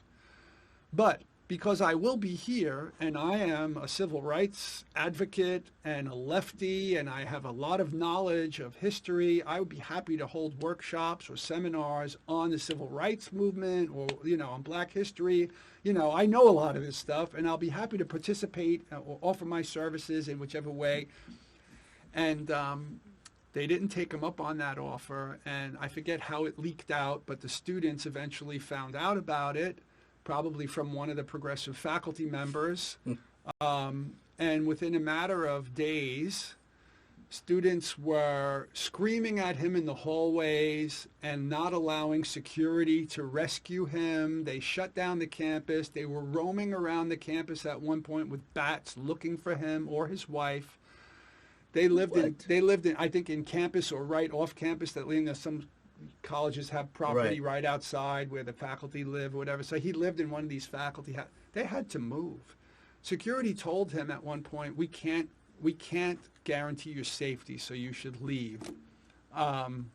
If you look up on YouTube, just Google Brett Weinstein videos of the students yelling at him and all this kind of stuff. There's documentaries being made about this by I forget the fellow's name, but I'll send you the link. Yeah, please. Links for the documentary. But that's just one incident, right? Yeah, see if you can find that YouTube video that he's talking about. Brett Weinstein protest at what university? Evergreen University. Evergreen College. Evergreen College. Sure. Yeah. So that happened, and they had to wind up leaving the college. They got a settlement from the college. They were the most lefty people on earth, but they were being treated, the hostility, the verbal violence that was done against them, and the threats to their lives and all that kind of stuff. The message there was, anybody, you want to talk about, I don't know if it's the intention, but the outcome message from that behavior, that violence, was that anybody who disagrees with what I'm going to call, what many people call woke ideology, should be silenced, should be deplatformed, should lose their job, should be canceled. So that was the first incident. There's another incident. That was the first one I heard about. There was another one at Yale the most entitled university, the caviar university, you know, of this country. It's up there with Oxford and Cambridge, Right. right? Where I think Nicholas Christakis was the name of the professor. Him and his wife, I forget her name, they were in charge of, like, Yale has houses, just like in Harry Potter, you know, houses. You live in this house, Right. like dorms or whatever. Yeah. And each house has some kind of like a house master or something, which is a faculty member, and a male and female, right? In this case, it was him and his wife. So for male and female students, right, they would have one of each of them there. And so their president or their diversity officer, somebody in their administration, sent out an email to all the students just before Halloween Yeah. about politically correct costumes, Okay. discouraging students, forbidding students from wearing any kind of costume that might involve cultural appropriation or that anybody from another culture might feel was culturally offensive or something like that. I forget how they worded it. Right. But the college instituted that they set out this policy, and then the Christakises, those long Greek words, Christakis. They sent out, I think his wife sent out the email, or maybe she signed it from both of them because they're the headmasters of the house. She also was a developmental psychologist, so she specialized in developmental psychology. So she felt like that email was infantilizing of young adults, college students at Yale, you know, the most entitled students in the world, among the most entitled students in the world, telling them what they could and could not do, as if they were not adults. You know, they're young adults. So in honor of their developmental stage, that they should have autonomy, she sent an email to the ones in her own house, or they both signed it. I forget who sent it, but I think it was from her originally, saying, listen, we can understand why the college might be concerned about that, but I just want you to know that I have a lot of confidence and faith in the students living in our house, and I want you to use your own judgment, you know, when you choose your costumes. If somebody has an issue with your costume, speak respectfully with them. Right. But, you know, we don't want to police your creativity on Halloween. We just ask you to use good judgment or something like that. Right. The same kind of riot happened over there. That's You crazy. can Google that and look at all the students cursing at him in his face. They wouldn't let him leave the space that they had surrounded him. One incident after another like this has been happening in academia over the last few years. And I personally think that what motivated this level of animus or animosity is the backlash to the Trump presidency. People on the left were shocked. I was one of them. I stayed up until, I don't know, 3 o'clock in the morning the first time that Trump was elected. You know, I held my nose to vote for Hillary Clinton because I was a Bernie or bust. I like Bernie Sanders because I favored a little bit of this socialism stuff, you know, from John Rawls. Right. So, like, I was so pissed off that Bernie didn't get the nomination. I thought that was corrupt. Of that course. I hated Hillary Clinton, but I couldn't imagine voting for Donald Trump. And when he won, I was like, as he was winning, I was like, oh, I was pulling the hair out of my head. That's how angry I was. So I was one of these lefties who was really like anger. I couldn't believe that Trump could win. And I remember my Gestalt therapist at the time telling me that many of her clients were like literally suffering pathology level, emotional suffering because Trump was elected. Of course, her location was in the Village area, like around Union, so it's like the lefty capital of the world, probably. And so most of her clients were from around there. But I only mentioned it, but, you know, like I was surprised by the Trump election. But like, the next day I was okay. But like a lot of lefties, faculty members, they seem to have become empowered and much more activistic after that happened. Right. And then because they just thought, like, what's going to happen, you know? Oh, sorry, I think. It's a you know, we're in a terrible place now. We have to do, what can we do to turn this around? Right. We need to be more vigilant. We need to organize. That's a lefty theory anyway. Right. We need to organize. So they started organizing and being more vocal about everything. And that's just dominated the culture in general. Especially in the last, since but on Trump's election. my campus, there's only been a couple of individual incidents of conflict between this professor and this group of professors or whatever. It's been relatively minor, although Kingsborough administration and the culture were somewhat uncomfortable with the fact that a couple of these cases have made the media because individuals, activists on one side or the other, now even the people who are on it's almost like in the Frankenstein movie, the whole town is out with the torches, right, and right. Frankenstein is now the conservative faculty member. And this did happen at my campus Right. with one particular faculty member who's a Jewish guy. I won't mention his name, but he had a little window. Some of the, like, you remember Kingsborough, outside of offices there might be a glass paneled window where you could put things in there, your schedule or posters or whatever. Right, of course. He had something like that outside his office. In those prison windows. And he had pictures of his father, who was somebody who had worked at Kingsborough. And there was some kind of anti-Semitic graffiti on there, swastikas and whatnot. And then there were posters that were found on campus saying that he should be fired, with pictures from his Facebook wall. Like he had a picture of one of these memes with Donald Trump, so they knew he was a Trumper. And like there was he had a meme that they actually put on the poster as if it was proof that he was a bigot or something. And it was like, I don't know if you've ever seen these Willy Wonka, like there's all these memes, right? Of course, yeah. Willy Wonka and then some statement underneath. And Right, then right. Willy Wonka smiling, Right. like, and this one was something like, there was one half of the picture, like the bottom or the top, I don't remember, showed a woman in a headdress, like a Muslim headdress. I forget whether it was the full thing or whatnot. But It was tense. holding up a poster that said something about the border or the wall or Trump, or I forget what it was, right? Criticizing him, right? Something about Trump. And then Willy Wonka says back something like, "Oh, funny from a woman from a place where homosexuals are thrown off roofs," or something like that. I forget what it Right, said. right, It right. said something like that. And so that was supposed to be the proof that he was Islamophobic or homophobic. Like they just accused him of all kinds of stuff because he's a conservative Trump guy. Right? And there's nothing wrong with having a political view. Right.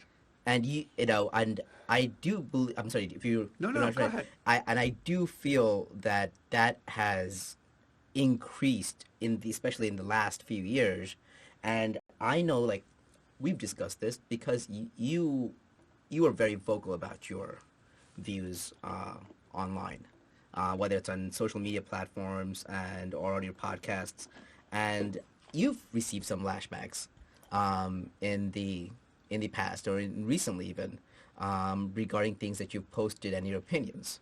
And Just from former people in students. social media, really.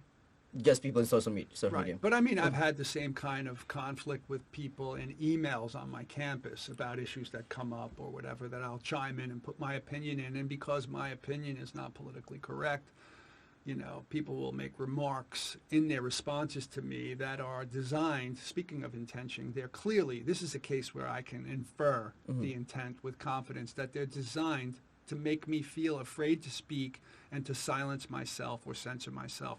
Remarks like, straight white dude's opinion about X or whatever, these things Right. that let you know that you're trampling on politically correct grounds in the wrong way. And you're being called on it. Like, do you have a right to speak because you're a straight white guy about something that might affect people who have a lesser voice on campus? Even though I'm not saying anything that directly, would disempower them. It's just those kinds of remarks are designed to make people self-censor because most people are afraid of the voice of the mob with the torches Right. who come out to cancel them by calling them a bigot, like that fellow on my campus. There was a campaign to get him fired by certain individuals. Because he posted a meme. Yeah, So- no, because he was a conservative. Just like some faculty members have really what is appropriately called Trump derangement syndrome, TDS for short. All right? Like, they just think that anybody who could vote. Trump is obviously a racist. He's a bigot. Right. He's a sexist. He's every ugly and vile thing. He's like Hitler. He's all of those things. And how could you be somebody who could vote for him, right? You must be a monster. You're a Nazi. And you know what? We don't debate Nazis. We punch Nazis. And the reason why the Nazis came to power is because not enough people punched the Nazis when they were going around talking Nazi propaganda. And there's some truth to that. Sure. Just like in communist China, if enough people might have punched the communists, they wouldn't still be in charge. They would have never gotten in charge. Right. You know? But that's what happened. But Mike, is that justification valid when you're just saying, okay, I voted for him because I wanted, more people to have jobs in this country or something like that? Being a nationalist doesn't make you a jingoist or, a racist, or if you want a border, that doesn't mean, like we had this discussion in our class, should there be borders? Right. That's an ethics discussion. It's a political philosophy discussion. It's a valid thing to consider on, but like the history of nation states prior to national borders, the history of wars was much worse. The Peace of Westphalia, I don't know if you remember that from my class. It was in that globalization book that you read, but that's a long time ago. 7 years ago. Right, but these are valid societal discussions. So, but my issue here is that in the name of giving voice to people who are not represented, they're in fact doing exactly what they're fighting against, just to a different group of people. Right. They're shutting down the voice of, like, they're denying other people to have an opinion just because they don't like it. Right. Well, So, I feel like, well, I'm concerned about our American culture in general. On the delusion that people have, like recently, because of the pandemic, you have people in other states who still don't believe that coronavirus exists, and they're taking it to their deathbeds, being like, "This is not true." And I think it was North Dakota. the argument that the 56%. Yeah, the high 56% 56% of the population of the population had coronavirus? Well, the test results. Of those tested. Of those Tested, yes. But even so, there was this nurse that came about on the news, shedding light on a case scenario that what saddens her job so much is that there's people in supreme denial that don't believe that the virus exists and that they're being attacked by communists, and they want a miracle cure. And the thing that brings tears to her is that they tell them, like, is there anybody you want to contact? Because it's getting to that point. And they'll be like, no, I'm going to be just fine. Right, but what is that in relation to what we're talking about in regards to liberal Free views, speech. free speech going too far? Well, propaganda. Probably okay. Because right, I guess okay. they don't quite fact check a lot of things.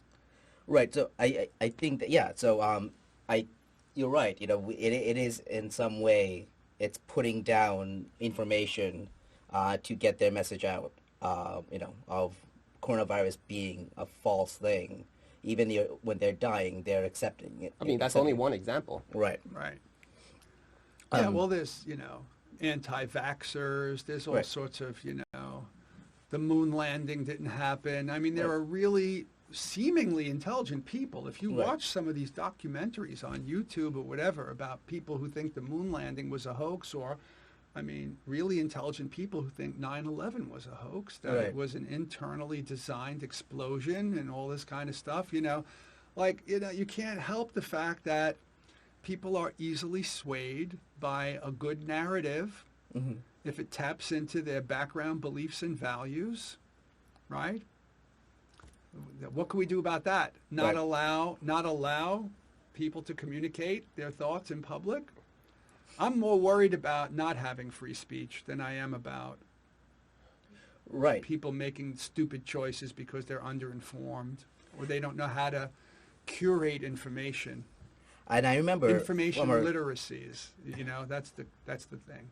I remember from our class, there's one thing that I really disagreed with you. That you're already smiling because you remember exactly what I'm talking about. That you said that you would much rather have 100 people who are guilty get out of jail than having one innocent person jailed or punished.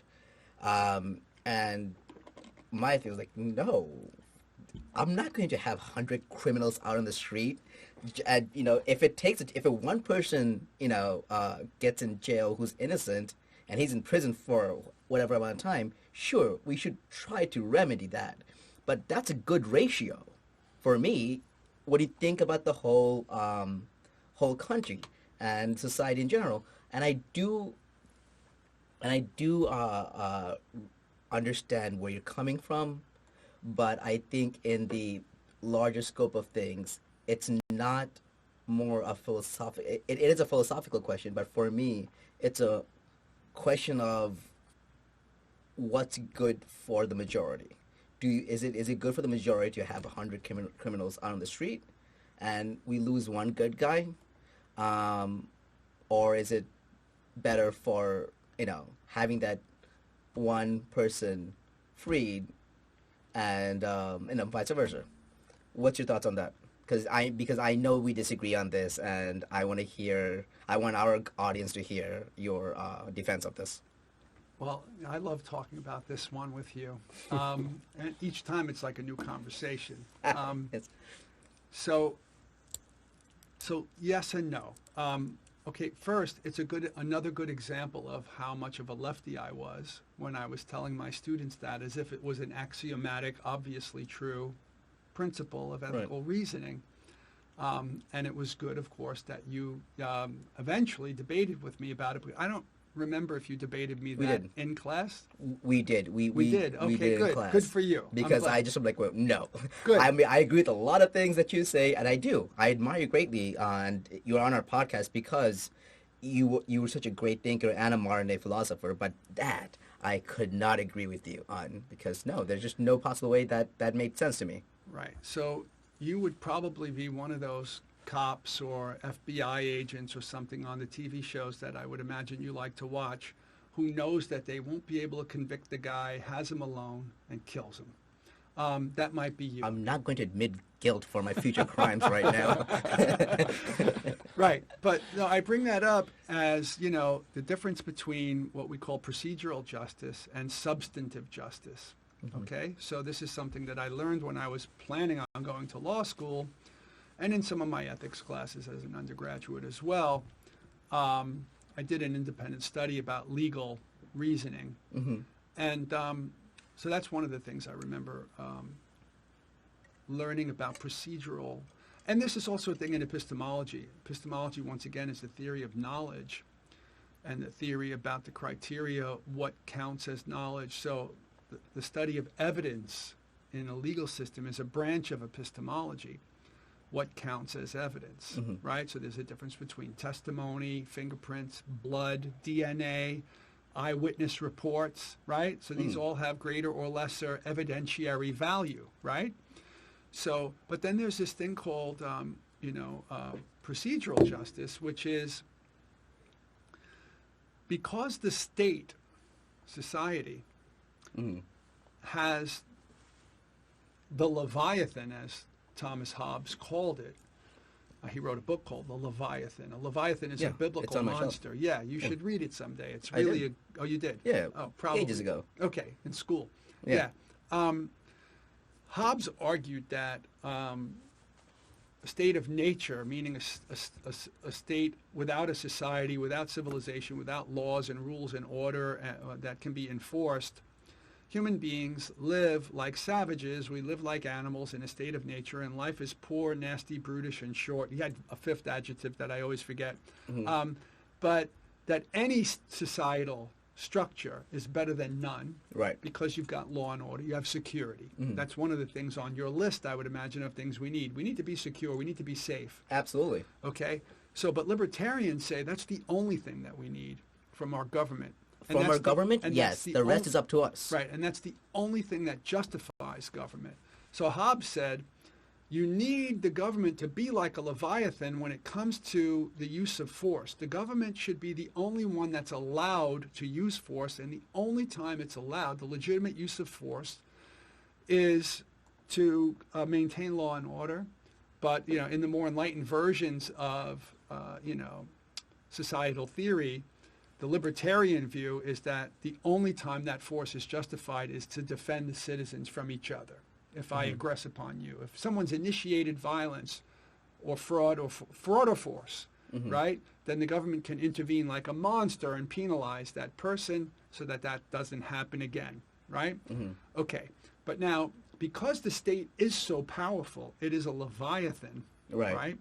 You've got the judiciary, you've got the police department, and my uncle was a cop, and he told me that when he joined the police academy on day one, the first thing they said to him in the lecture was, "You've just joined the largest gang in the world. You're a member of the United States government and the New York City Police Department. You have a weapon and you have the right to use it." Right? So now you know that cops have been biased and non-professional and pulled people over because they were not in the same ethnic group, or they looked out of place, or in this wealthy white neighborhood or whatever, and because they're so powerful and they're in cahoots with each other, when there's that kind of possibility for abuse of power, you need procedural protections. So if there's no, what's the probable cause for pulling you over, then I did not have a right to search your property or to seize any of it or to arrest you. Right? So it has to be that you had a broken tail light or you made an illegal turn for me to pull you over, and then I smelled marijuana, or when I asked you to get out, you refused, or whatever, and then I opened up the trunk and found a dead body, a machine gun, $10,000 in cash, and 3 pounds of cocaine. Right? That was very specific, Professor. Right. Well, I'm speaking from personal experience, but my lawyer said no. But no, but the point is, without probable cause, I can enter all that stuff into evidence even though I didn't find it on you. How? It was your word against officers of the law. So the law, procedural justice, says that because the state is so vast in its power, it's an unfair contest against an individual citizen when there could be bias involved and corruption, that procedures need to be in place to protect innocent people from being wrongfully convicted. Okay? So what I was enunciating in the maxim or the axiom that you did not like was a principle of procedural justice, that we need to have procedures like that in place. And okay, so there's going to be maybe 1,000 times when that drug dealer or that pimp or whoever he is, a guy with gang colors or whatever, gets pulled over for no good reason. He doesn't have probable cause, right? He's guilty. There's a dead body in the trunk or whatever. If we did not have a right to pull him over, then that evidence is suspicious. Isn't that bullshit, though? It could be, but how do you know? So this is procedural protection. Like, if I had no reason to pull you over, Niaz, I could claim that I found an ounce of cocaine in your trunk, but maybe I put it there. Yeah, that sounds like the 90s or the 80s. No, all of my examples are kind of giving me away here. No, I did participate in the disco era. That's all I'll say about that. No, I understand what you're saying, and it's a double-edged sword. Are we going to let somebody who does have those that $10,000 It needs to be established that he had it and that you didn't put it there. I agree. So, but here's the thing. If you did not have probable cause to pull him over, stop, search, seize, arrest, right, then the whole thing is suspicious. Right. And therefore, how do we know that the cop didn't plant that evidence? That makes sense.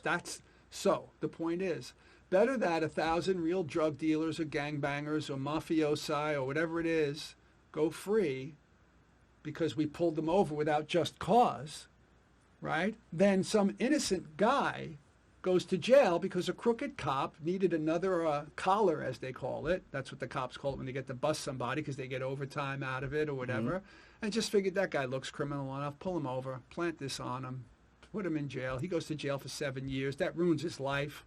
You know, he becomes somebody's babe in a prison cell. I'm using the politically correct word. Very specific about some of these details.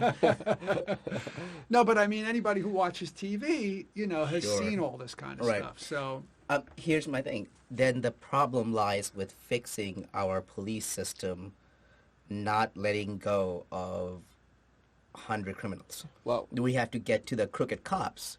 That one needs to be addressed, not, Yes. why we need to have a system where we need to have faith in the police officers. We need to not give them overtime just because they arrested somebody. There cannot be a police officer needs to be keepers of peace, not people who get to bust people and then get some overtime to write them up.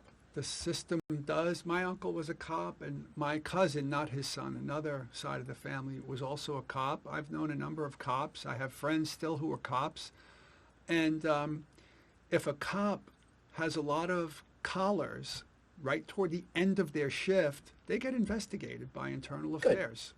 So, I mean, there are protections in place, but you can't make it so that cops can't even do their jobs. But the Right. point is, it seems like you're moving in the wrong direction, because to defend that statement of mine, better that 1,000 go guilty go free than one innocent go. You want to have protections for the innocent, right? Well, what do? Remove procedural justice? No, not at all. Right. You need to keep that. So right. So you want to make sure more of them who are pulled over go to jail, then maybe better police training or whatever. I don't know. But Mike, Right. you were going to say something about yeah, that. so I believe they are going through a new system where complaints filed to a police officer, they jot down like their particular rap sheet and see how much of occurrence it does come to possibility of this person doing so much of corruption and possibly reinvestigating every His single previous cases. cases that has been associated with the arrest from this officer. Yeah. Right. You know, if I may, this segues into the Black Lives Matter narrative issue, which is something that I thought you might want to talk about. Definitely. Yeah. And the segue is about whether or not cops are in statistically significantly high numbers actually mistreating black suspects, or suspects of color, to be more general, than suspects who are white, right? Right.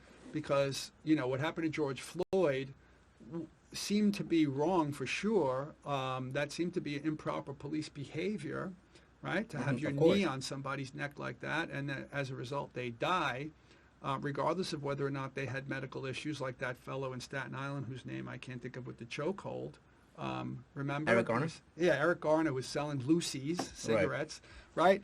Like, that's excessive use of force, and that's a problem that police departments know about, right? It's a problem because cops they're warriors and they're fighting criminals a lot, but sometimes they get maybe trigger happy, or they're reactive, their instincts, they're human, they have fears, whatever, and they might have implicit biases.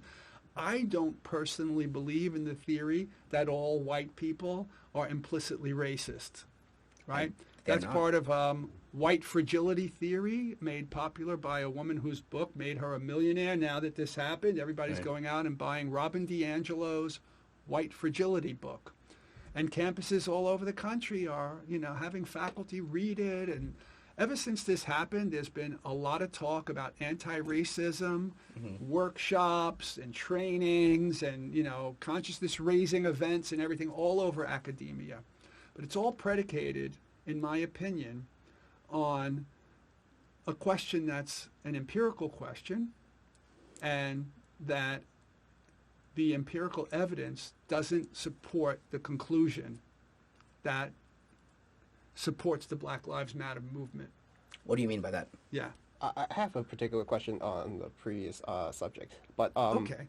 what's your take on the people actually submitting the 911 calls to be held accountable for their side of the story when they actually, process a call?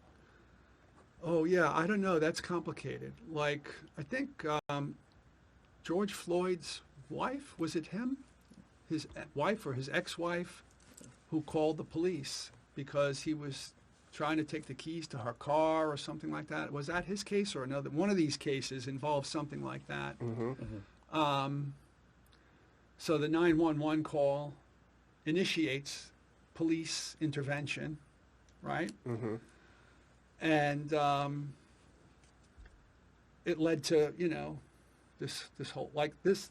I don't know enough about the case. I didn't really study the case, Right. but I believe that was that case, and I think I read that he had abused her in the house physically and possibly even sexually. He didn't live there, and it was like almost like a home invasion or something from him. Mm-hmm.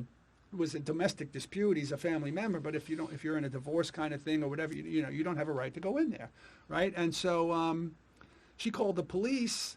I don't know what she claimed, how much of that she told them in the 911 call, but they obviously arrived on the scene thinking he was dangerous, and there was a knife on the seat of the car. Right. He was resisting arrest. You can see on the video that Yes. he's running away from them, opened the car to go right where the knife is, Right. and they see this and they shoot him. Mm-hmm. So I'm not sure exactly what you mean about holding 911 callers responsible. Well, as far Or if I as misunderstood your question. well, it links to another one. There are, I'm not going to deny, there are bigots in society. And, Absolutely. And, I've been told many times as a joke, I can't distinguish what kind of Asian you are. Kind of a scenario. So, Right, well, I can't. I'm kidding. I'm not offended by it. Yeah, I'm not that person who be like, I am Korean or Right, something right. like that. But Right. No one can tell by looking at me Right. what my Right. European ancestry is, Right. specifically. specifically, I so could care less. so they're given the information. Oh yeah, around 6 foot tall, blah blah, skin color, and just given a characteristic. But however, let's just say they went a little bit exaggerated on the story. It was like, oh, he's holding what looks like a shotgun, and blah blah blah.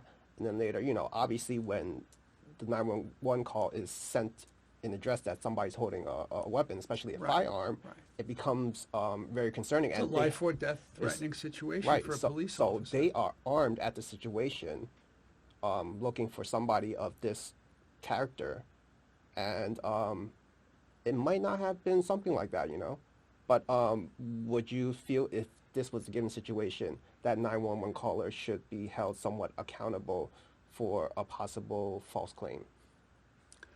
I think they should are, be, right? But I don't know how, if they are or how they are. And I wouldn't off the top of my head have a strong instinct or intuition about the extent to which they should be, because if it's not clear to them, they say he may have a knife, he seemed to have an object, I don't know if it was a weapon, this kind of thing. Like that guy, Amadou Diallo, I don't know if you remember that case, that guy, was it in the Bronx or Inwood, Manhattan, uptown, somewhere? He was outside of his apartment building, standing on the stoop in a neighborhood that had drug dealers late at night. He was an African immigrant, though. He was a Right. taxi driver or something, and somebody might have made a call. I'm not sure. I read about it in that book, Blink, by that guy Malcolm Gladwell. It's a really good book because they talk about how cop judgment in that case, but also about all kinds of snap judgments that people make in a blink of an eye. That because of that, whoever made that call, they might have gone there with the expectation, right? Well, I don't know if someone did make a call, Right. but in any event, maybe it was just the context of the place and the time and drug dealers, and the guy looked shady standing there, shady. Who knows what it was? But when they stopped the car and approached him, he ran into the building. He got frightened. Of course, who wouldn't? And when he went to take out his keys, he had just a black keychain holder, like a purse. They saw that in his hand. They shot him 47 times Yeah. or something like They that. emptied clips and reloaded. It was ridiculous. And he was completely innocent. So I do think that, there is some accountability, that should be put on the 911 caller. And I think that goes back to a Black Lives Matter movement conversation, that there are, why the term Karen became so famous as of late is there are, people who make these calls to the cops when like they that see woman in Central Park. Yeah, that when they guy see an was African American. bird watching. Yeah. And her dog was off the leash. Right. And he told her, put your dog on the leash. They must have had words. Right. I don't know if she was And- really frightened, but and- maybe she was. But even if she was she entitled to be frightened just because she was arguing with some guy about her dog? Well, she was right? also making things up. She was Yeah. saying that I'm going to say that it's an African American man threatening me, and because she knew that by saying the words African American, that would have an impact I think she on this was call. held responsible for Absolutely. that. She was, yeah. Right. So then you're right. Then you can be held responsible. Yeah, and then- and I think you should be if you lie. Well, that Right, and the black. Sorry, I go think ahead. it's because that he caught it on film. Right, and in it's the- how Thank many. God he could prove it. He could Right. prove it. Otherwise, from that, I don't think they're really forced. They to- are held accountable if they are proven that this was this was a false claim. That's a false police. That's reporting falsely to the police. So of course, if there's a genuine danger that you felt, that you saw, sure, Right. that's why it's investigated. Right. But See I something, think say something, you know. Right, but I'm not sure, but there's a guy who's out of place. He looks like he's spying on houses on my block. Right? right, but That's all you call the police. I think there's a lot of valid points or valid foundation to the Black Lives Matter movements initially when they are victims of these calls all the time, and it's not always the case. I mean, and again, thanks to smartphones, thanks to YouTube and little video platforms, we get to see these things nowadays. But going back to the Black Lives Matter movement conversation, that has been happening for decades. So there is some valid points on why people should be angry. But we've also discussed, in this podcast about how that movement or, liberal movements like it has almost turned into something violent, something volatile, and it lost sight of what it was doing. And you brought up Black Lives Matter movement and what it is today. Would you want to elaborate on that? well, The woke culture. yeah, well, let me go back. I just wanted to make the case to justify the claim that I make, which, if it's not put in context, might not be Right. understood properly. So the claim was that the extent to which white cops mistreat suspects of color is an empirical question, meaning it's one that there's lots of data on that can be easily analyzed in crime statistics. I mean, you can't tell everything from the stats, but you can tell some things from the stats, right? So, when Eric Garner or, George Floyd or whoever, these cases hit the television and everybody sees a YouTube video that somebody got on their phone, whatever, those are like inflammatory. They're horrible to watch. They're heart-wrenching, Of course. right? And so the emotions immediately got lots of white people to go out there and march with the Black Lives Matter people, right? And then even whether you're a person of color or not, it didn't matter because that's an injustice, it seems, and you want to do what you can to stop things like that from happening, right? But one of the primary beliefs about that was that it was the fact that the cop was white Right.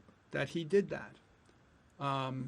When white cops do that to white suspects, or cops of color do that to white suspects, or when cops of color do that to suspects of color, there are statistics on that as well. And human beings, if we see a video with this kind of thing happening, that guy died because of that. Right. It moves you to want to act and, promote social justice. But the question for me, as a philosopher, is what are the statistics about the distribution of these activities? Is it true that white cops mistreat suspects of color or kill them more than they do white suspects, right? Right. And I want to say something about research in the social sciences to put what I'm about to say in perspective.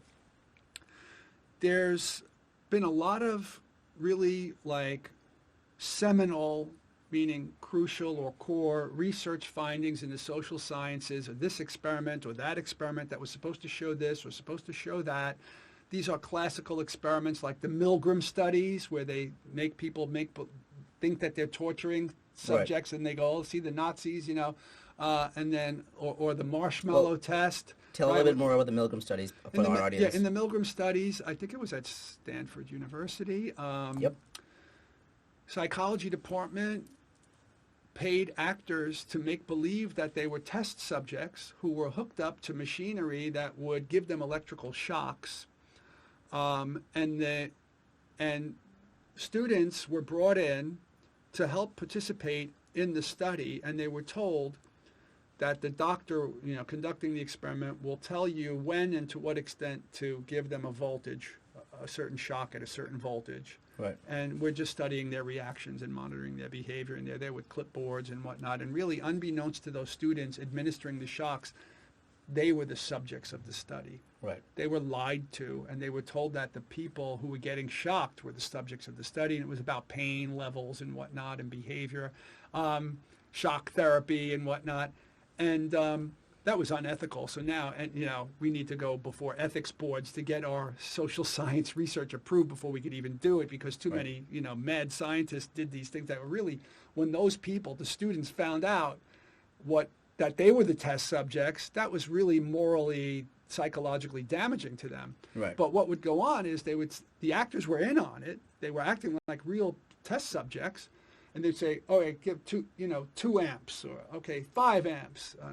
They'd be like begging for their lives. They'd say, no, give them 10 more. Raise it up 10. And they were just obedient to authority. So they were, this is a classic study in psychology. That's what I mean by a seminal study, right? Mm-hmm. So that study has been used. It's a classic. It's in almost every textbook of psychology. Books have been written about it, to kind of show that all those good Nazis who went along with the program, people are afraid of authority. It's part of human nature. They had white coats on and clipboards, and they knew what they were doing. They told me it's okay. That's been one of the takeaways. But the point is, let's just clarify for a second that when Dr. Repetti's talking about good Nazis, what you actually mean by that? Oh, what I mean by that is the good people of Germany who would not otherwise really be Nazis, that they were kind of somehow or another pulled into this structure by fear of authority and fear of being punished themselves, that might not have otherwise participated in things that contributed to the machinery of Nazism somehow or another. By informing where are the Jews living on this block, the third house down, because if they find out and I say I don't know, then I might go to prison, whatever. All right, so I'm just saying that the Milgram studies and others like it were used as part of a kind of larger explanation for the problem of obedience to authority, like in Vietnam with the My Lai massacre and things like that, whatever. So, okay, then the marshmallow test, that one with the little kids? I don't. Child in a room, little table, he's sitting at a chair. Mm-hmm. Oh, right. The adult comes in, puts a marshmallow down and says, Johnny, you could eat that one now if you like, but I'm going to go inside. I have to do something for just 2 or 3 minutes. When I come back, if that's still here, I'm going to give you another marshmallow. But if you've eaten that one already, that's it for you, right? And then, they do study after study, and they get percentages about how many kids will eat the first marshmallow, how many don't. And they track those kids throughout life to see who becomes more or less successful. And allegedly, the ones who could wait, they have, deferred gratification ability. And they have self-control, impulse control, and they do better in life, economically, educationally, right? Mm-hmm. So these are some of the classical studies of social sciences, allegedly, right? So the problem is, in the last decade or so, I'm not sure if it's even 2 decades, they try to replicate these studies, So science is only science if it's replicated. You perform an experiment, this is the method that you use, this is the number of test subjects you use, this is the category of persons in those, so many males, whatever. So let's go to try to do that ourselves. Let's, we got a grant, we're going to redo the Milgram study or whatever it is, and we don't get the same results. Right? Mm-hmm. So a lot of them a lot of seminal studies in the social sciences failed to be replicated, which means that they were done poorly, or they lied, or they fudged the data, or, to get published or whatever. Right. This is called a replication crisis. Almost, large swaths of social science research findings failed to be replicated.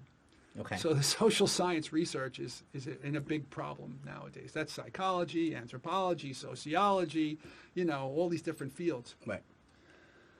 Okay. Other fields that are even less rigorous are fields ending in the word studies, Right. like women and gender studies, African studies or cultural studies, right? Those things are less rigorous. They're less scientific. So like the social sciences are called soft sciences because they don't do hard science, like test tubes and whatnot. They involve a lot of talking and interpretation and whatnot. So but the social sciences, the core ones, they're harder in terms of hard science and soft science than those other ones. Anything ending in the word studies is kind of derivative and maybe a little bit less rigorous. Maybe not. I'm not so sure. But that's been another recent criticism about this category called grievance studies, because many of the fields ending in the word studies typically involve grievances, complaints, like women and gender studies are complaints about from the LGBTQ community, from women and feminists and everything, like saying that we've been oppressed and everything. And so there's like those fields do a lot of research on those things, but that's all still social sciences, right? And a lot like social sciences have not done well replicating. Okay, so now that being the background, there's a new thing going on in the social sciences and in maybe even in the sciences, I'm not sure, but I know in the social sciences, where is a two-level thing. So what happens is when people want to make sure they get the results they want, they pick and choose among the data. They don't report all the data. Right. They don't say, I went in with these 3 hypotheses, these 2 were failed. I'm just going to keep this one that worked, that I like.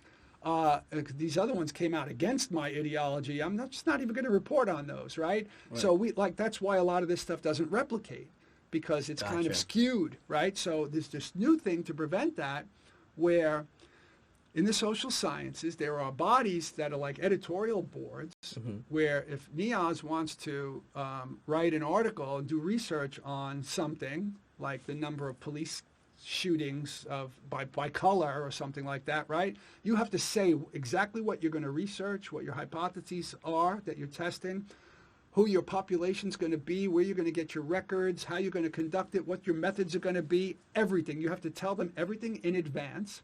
And then when you're done and you want to get your work published, you have to give them everything that you've already said you were going to do, so that you can't cheat. All right? Okay. So now that at least is a procedural epistemology that improves on nonsense, what some of my friends who are critics of these blank studies things or grievance studies say, that it's a lot of concept laundering. It's ideology on stilts disguised as social science, a lot of the stuff that's been published. Okay. Right? Okay, so now one of the guys who I read recently, and I'll look it up when I get home, and I'll send you the link, and you can put it in the program notes, but I don't remember his name. He's gone around the country, and he's designed like bias training programs for police officers to help to test them on their like trigger happiness with scenarios and whatnot, Right. Like with virtual reality that looks real, like suspects jumping out at you in a VR machine. I don't know if you've ever done VR, but it's pretty realistic, even though they're not real. Right. They're not 100% realistic, but they're close enough to get you to feel like I could fall off this cliff. I've done VR. It's fun. So like he does all this he's created these programs and he uses them to train cops and everything. So he's done research on the stats. And according to him, police of color are statistically more likely to shoot suspects of color than white cops are. And you're going to send us these results? I'll send you the links to his work. Okay. To me, that means that then, okay, when you see something like George Floyd or Eric Gardner, you see these videos, they're horrible things. They involve, it's been a problem in policing forever, excessive use of force, right? That's about cop training, right? Cop fear and stuff like that. So whether or not it's racially motivated, it doesn't seem to be. White cops seem to have learned from the culture that they better be more careful. That's my interpretation, that they better be more careful with non-white suspects. because they could lose their jobs just because there's a color difference. But how many people have died for them to learn they need to start being careful? The fact of the matter is that in the past, cops were crooked. I mean, think of Serpico and all that. Cops were crooked. Right. And they were biased. I mean, look at the gangs of New York, right? The police, the firemen, they were all crooks. They're gangs. They were gangs, the fire departments. Yeah. Each fire department was like a different gang, like the Bloods and the Crips. I mean, that's how bad it was. So it's taken time for society to move forward, right? We're beyond that stage now. Right. And where are cops now? White cops are more reluctant. They're more careful with suspects of color by the numbers. Now, that doesn't mean you're not going to get some individual cop who's a jerk or who's trigger happy or whatever. But statistically, it's not a problem. But the Black Lives Matter is predicated on the supposition that statistically it is a problem, that it's a bigger problem than cops of color mistreating suspects of color or white suspects. So is it in general a problem that cops in general are mistreating that's victims? something I don't know. Isn't that a bigger problem? No. It's not a race issue? Well, I don't think it is a race issue. That's number one. So excessive use of force is a problem. How much of a problem it is, I haven't studied that. Right. So I couldn't say. Well, we have pushed the limit of this podcast quite a few times already, but I do want to finish with you, and we do. Are we getting near the end? My goodness, we are. I'm having so much fun. Then we're gonna have to do this again. Oh no, yeah. You know, we could talk about these same topics, even if you called me back next time or the time after that. We could talk about these topics 4 more times, and it would be a different conversation each time. But we could pick different topics next time. It's always a different conversation with you because things evolve in society, and we have new information, and we get to discuss them. And but I do think that we need to wrap this one because this is already going to be a 2-part podcast at this point. Wow. Which is a good thing. I've lost track of time. Which is a good thing. Yeah, when I'm talking philosophy and stuff like that, I've missed meetings because I was arguing with students in the hallway. You know, no, really, I've missed meetings that I was running. So I do want to get your final thoughts on what you brought up and about the woke culture, from professors to students through to online, behavior.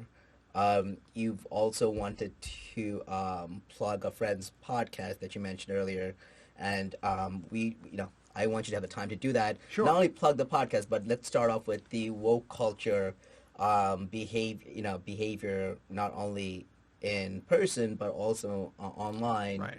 And it all, stemming from Trump's election to various cultural movements, right, to movements in academia by professors. So if you want to just speak a little bit about that. Sure. So one way that I would talk about it is by talking about social media, because a good part of cancel culture functions through social media. So somebody, they find out that what's that woman's name? Sarah Silverman, the one from Saturday Night Live. Yeah. Yeah. Like that, I don't know, in some early episode of Saturday Night Live, 20 years ago something, maybe she did a skit with the blackface on. Yes. And so then they're out to try to cancel her. And then everybody online is, calling her a racist and all this kind of thing. Like the most liberal comedian out there. Yeah. In fact, she so pissed me off during the Democratic National Convention that when Bernie didn't get the nomination, and all the Bernie people in the audience were angry and they were making noise because they weren't being allowed to speak, whatever. She took the mic and criticized them. Right. And I was like, you're such a, ugh. Right. And it pissed me off that she was criticized. But yeah, she's a super liberal. Right. Right. And applying a current, cultural attitude like that, the blackface is culturally offensive, right? All the way back in time to a time when it wasn't culturally offensive. Right. like Al Jolson. I don't know what year he was, in the 1920s or something like that. He was a white guy who put on the blackface, or maybe he was black and put on the white face. I forget what. He was a white guy who put on a blackface, and he wore a tux and he danced and sang and everything. I remember I did a play in Catholic grammar school, like in the 2nd or 3rd grade, where one of my classmates played Al Jolson. Right. So like, if somebody had a picture of that classmate of mine, might be guilty of having done the blackface. This was at a time when it was not a culturally inappropriate thing. Right. So woke culture, it happens not only in social media, but like so much media is much more accessible through social media. So Huffington Post and all these different media outlets, all these journals and magazines and whatnot, and even things that are on CNN or whatever, they wind up clips of them on social media. Social media gets everybody involved in everything, and then you get these pile-ons in social media, where if some person is accused of being a bigot because of something anachronistic, the standards of today being applied to what they said 25 years ago or something, as a stand-up comic or whatever it is, everybody comes out and kind of, tries to get them fired. They start writing letters saying that person, I won't buy your products, or whatever, to try to cancel their contracts and whatnot. And it happens. People are losing their jobs, losing their careers. And this is a kind of pushback against free speech, as we were saying earlier, right? So that's widespread in the culture. And then related to that is like when somebody is identified by the torch-bearing mob as a Frankenstein, an enemy of the woke culture, right? Everybody goes after them. It's terrifying. And you've got people encouraging people to don't let like Republican senators eat dinner in a restaurant without verbally harassing them, right? That kind of thing. I don't know if you saw during the what? Well, I was going to say that there was an incident of what's her name? Kirsten Nielsen. She was the head Cheers. of head of she was that's Kirsten head Alley. Of Kirsten, but Kirsten Nielsen, she was the head of Department of Homeland Security, and she was part of the program, or at least implementing Trump's program of putting kids in cages, migrants from Mexico, and then she went to eat at a Mexican restaurant, and I'm like, okay, like you should use your brain for that one, the optics of that, like that's stupid. So yeah, everyone yelled at her. I get that. Should people be harassed?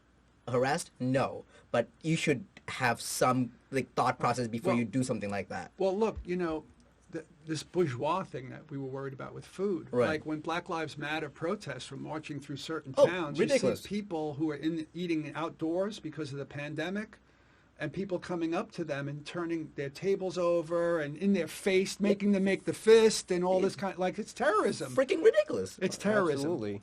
It's terrorism. So, and that's a global phenomenon, this woke culture thing. And so the thing I wanted to plug is that a friend of mine, who I befriended through Twitter by my political engagement and philosophical commentary, he's somebody who happens to like philosophy and politically involved, is a Hollywood actor named Mark Pellegrino, who I've mentioned him to you. He played Jacob on Lost. One of the best roles ever. He played 7 episodes. Lucifer on Supernatural. He was on Dexter. He's on all kinds of shows. He was recently on 13 Reasons Why, 13 which is an Reasons amazing Why. show. Which was about a bullying case where somebody, young teenager, commits suicide because of being bullied. I think it was cyberbullying. I'm not sure. I don't remember. I never saw the show. Did you see it? I saw season 1, and it was beyond cyberbullying. It was a lot different forms of bullying after a sexual incident. Okay. With in high school. Right, but maybe a lot of online pictures. Often there's this online aspect to bullying. In any event, that partly motivated him, among other things. He's somebody who I call a rational warrior, and he calls me that. I got the term from him because he said he sees me arguing with people bullies online and woke ideologues online it's very difficult to reason with them, and if they disagree with your point, you bring up some libertarian idea or something like that, and they try to paint you as a bigot and whatnot, and then like you're arguing with all kinds of people. I've had it happen on threads that he was a part of where like a whole gang of woke people would just pile on me and try to paint me as a monster by overreacting and casting me a certain way and everything. It's a kind of online bullying. It's harassment. But him seeing me defend myself to these people, he says, you're a great rational warrior, but he does it too. He's always arguing with people who disagree with him about stuff. And so in any case, he put out, him and a colleague, I think his name is Michael Rossow, Rossow, who's an internet lawyer, started a Kickstarter drive to raise $20,000 to create a kind of professional pitch that they would then take, I guess, to producers or Hollywood or whatever to try to get a TV show started, which would be something like, it's an anti-bullying project, and it's called the Guardian Project. Kind of like, in my thinking, they didn't say this, but this is mine, like the online version of the Guardian Angels, which is Curtis Sliwa, the martial artist who helped people in trouble on the streets. A place where people can go when they're victimized by online bullying. That if there's a show, it would be kind of like for online bullying, but it would be like, what's that show? To Catch a Predator? Or To Catch a Predator, more like that America's Most Wanted. Oh. So where, there's a case and they talk about, and they try to hunt down these people who have anonymous identities online and find them and make them come on the show if they could, or invite them onto the show to try to rehabilitate them, make them face. They have a little sample video of where they did this already with one predator and his victim as part of their little pitch for the Guardian Project, for the Kickstarter thing. But that's what they want to do, so that there'd be a place for victims to go and to try to rehabilitate bullies and to just raise money and awareness and to try to shift the culture. They want to also, because this guy's an internet lawyer, to try to change the law to make it impossible legally for people to be fully anonymous. And it may be where there's some accountability. Yeah, so where the platform knows your social security number or whatever, and they know who you are, so that if you break the norms of the community, and these are legitimate norms, not woke norms. Right. Right? No, but like Twitter and Facebook, they have woke norms now. Right. They're blocking and censoring and stopping things that they disagree with, which is absurd. Which is ridiculous, because it's a violation of our First Amendment. Right, but then people to defend them say, well, they're private companies. Well, they are private companies, but they're functioning like they're public utilities. Are they functioning in the United States? So there you go. Right, but they're also functioning like public utilities. Yeah. Right? The phone company can't shut your phone down if they don't like what you're saying. Facebook and Twitter are no longer just a luxury, just a thing that you do. They are utilities of our society. Right. Yeah. Okay, so they want to try to change the law so that even though there's two levels. One would be, I think they're entertaining this. They haven't decided how they're going to do it, but we had a podcast on my podcast with my co-host, Mark Gleason, on Level to Power, which I mentioned earlier. Yeah, send me that link. Where we invited Mark Pellegrino onto the show to talk about the Guardian Project, and because it was during the Kickstarter campaign, he was interested. He came on board, and we talked about that and a number of other things, philosophical things, this, that, culture, woke culture, whatever, bullying, and all this stuff. But they want to there's two things that we talked about during that podcast. One was this, where even if you are anonymous, where you have a nickname or something, the platform knows who you are. If you if you bully somebody, they could shut you down across all social media platforms. Right? And then the other one, eventually, if they do that, I suggested that it should be a two-stage thing, so that we have the anonymity that you could still, because some people, maybe who are like me but are not as courageous as me, I say what I believe no matter where I am, as I'm showing you right now, right? By saying, I disagree with Black Lives Matter's fundamental premise, right? That could get a mob of torch-holding people to say, he doesn't think black people's lives matter. Obviously, that's absurd, right? That's a very clever title for a movement, though. Right. Right? So for that reason, so that anybody who disagrees with you, you could say, what are you trying to say? My life doesn't matter? Obviously not. But a lot of people are afraid to be accused of that, so they don't want to say anything critical of the movement. Right. Right? I support the movement. Of course. Yeah, but because I think it raises consciousness and whatnot, and it'll lead to positive change. But not necessarily the organizations that are collecting money under the name of Black Lives Matter. Those are socialist organizations who, in their mission statement, want to destroy the nuclear family and get rid of capitalism. They are Marxists. They are trained Marxists. I don't know if you knew that. Yes, and this is why I can talk with you on podcasts all day and night, because now I want to talk to you about that. Right. But we don't have the time. I want to finish with the Mark yes, Pellegrino thing. Yeah. All right. So the people who maybe want to say things like I say, but might lose their job. Like, I don't know about maybe you or your partner here. Right. Like, you have other jobs. You might be afraid to say certain things because you know that your employer buys into woke culture or is just afraid of being sued. And if people find out that you said something to me about Black Lives Matter or something, your job is in jeopardy, right? So right. people, we've had those conversations right. ourselves. So some people think, and my co-host Mark Gleason thought, wait, even Ben Franklin used a pseudonym when he wanted to express unpopular ideas because he was afraid of the pushback. We've got Right. philosophers who use pseudonyms when they want to criticize their own religion as a philosopher, but they're afraid that they're church members or whatever. There are good reasons for anonymity, but you don't want anonymity that allows bullying. You want anonymity with accountability. So that maybe that'll be one stage, but then eventually, if there is a culture shift, and that's the end of cancel culture, then we could have a stage 2 where there's no more anonymity. Right. Everybody's name, everybody could say what they want. We're in this is a utopian thing for libertarians, right? If we reach a stage where people can speak freely without having to worry about the consequences of just speaking your views, Yeah. then that would be another. But like Mark Pellegrino said, in California, people tried to cancel him for his views because he's a kind of libertarian and whatnot. And he said it could cost you $200,000 to try to prevent people from libeling you.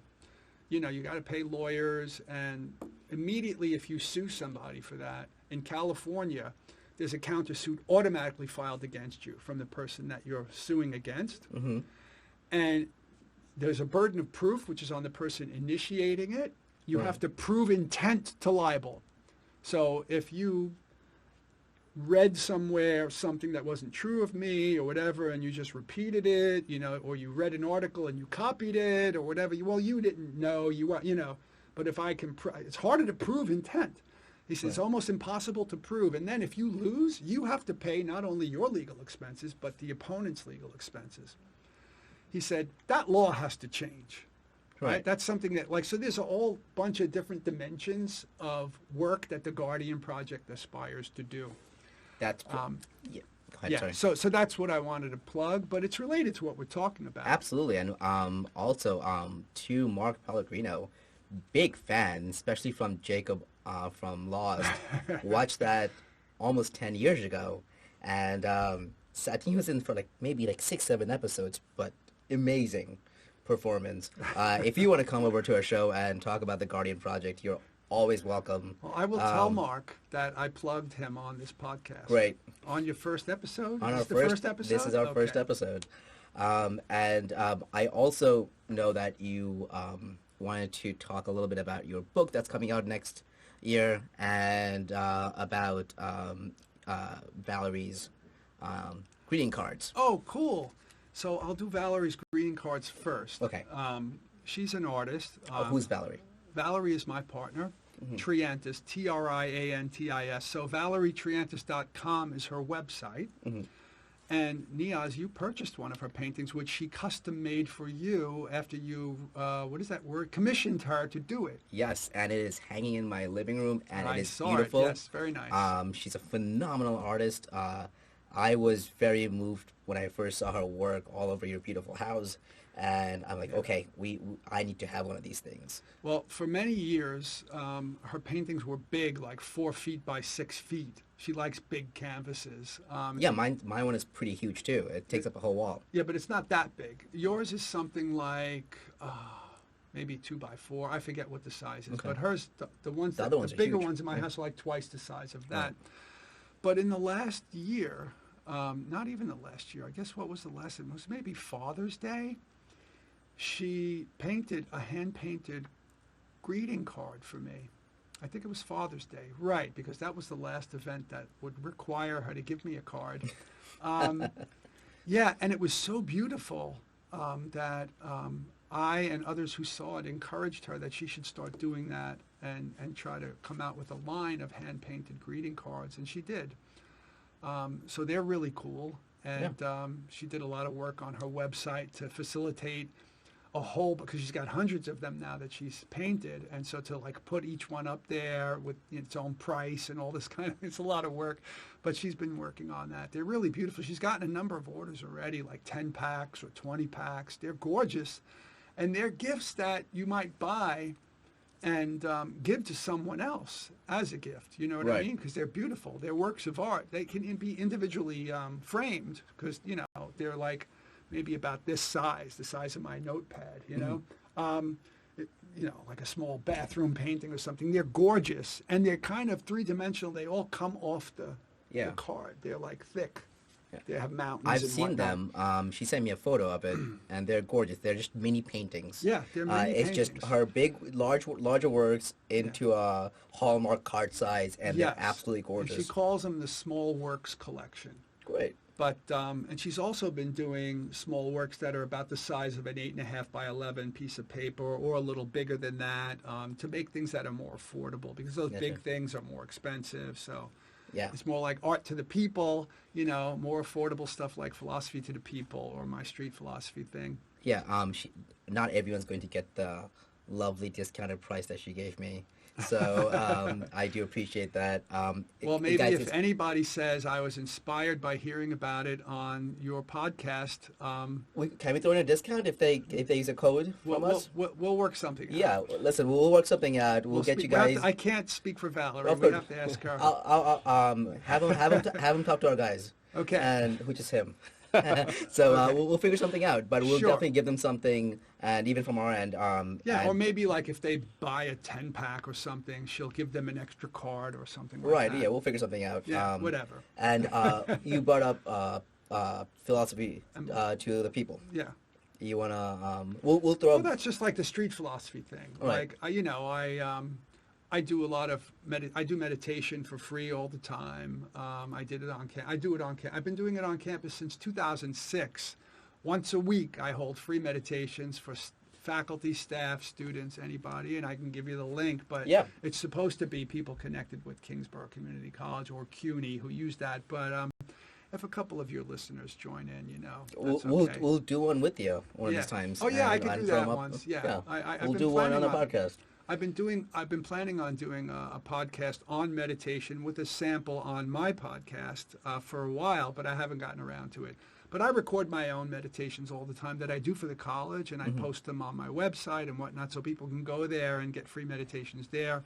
Like I said, I do free philosophical counseling on my website, or, you know, if somebody can't afford it, I might do it pro bono or whatever. You know, street philosophy is philosophy to the people. Well, don't give everything away for free. No, I you don't. also do, No. paid services, and I No, will I tell you have this. paid services. Those clients that I mentioned earlier, they pay me, but you know, pro bono work is a good thing too. Good You for know, you. the to the people thing.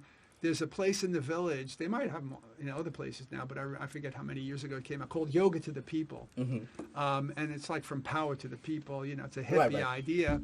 And Yoga to the People don't charge you for yoga, but you donate if you feel like it, or when you can, right? And meditation teachers in the Buddhist tradition won't charge you.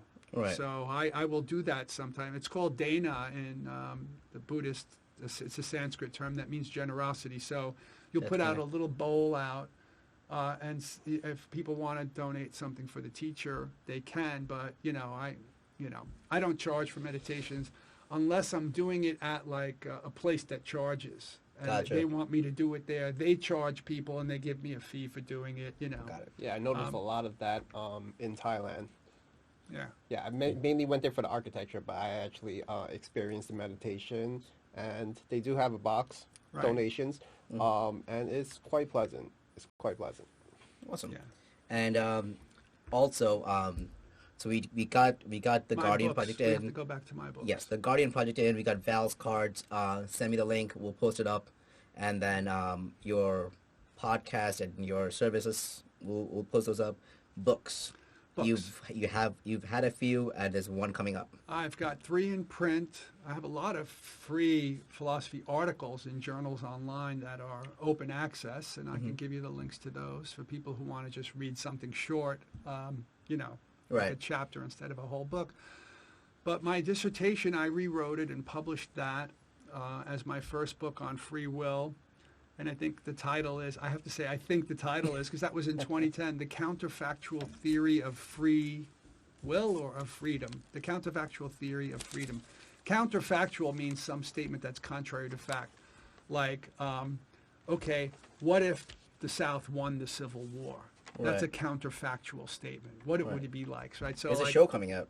oh, really? The creator of Game of Thrones. That's why they rushed to end it and butchered the show. They certainly did. they butchered that show. They are creating a show with about what if the South won the Civil War and slavery still existed. Yeah, a show like that was The Man in the High Tower. Did you see that? Yes, but that's a Philip K. Dick book, and when I wrote a short screenplay to something like that, where the Americans divided into the East and the West, the center only remaining as America. They stole it from you. Well, no, Philip K. Dick lived decades before me, and I Oh, realized okay. that. But what's interesting, like, I had the same idea, never heard this story. That happens a Wrote lot. this, and Convergence, it's called. then Smart minds think alike. well, And when I was writing my dissertation, yeah. One of the core ideas in it, my dissertation advisor came to me one day and he said, I found your idea in this book by this Buddhist philosopher. And I was like, oh man, because, your dissertation's supposed to be all your ideas, right? Like that was one of my original ideas.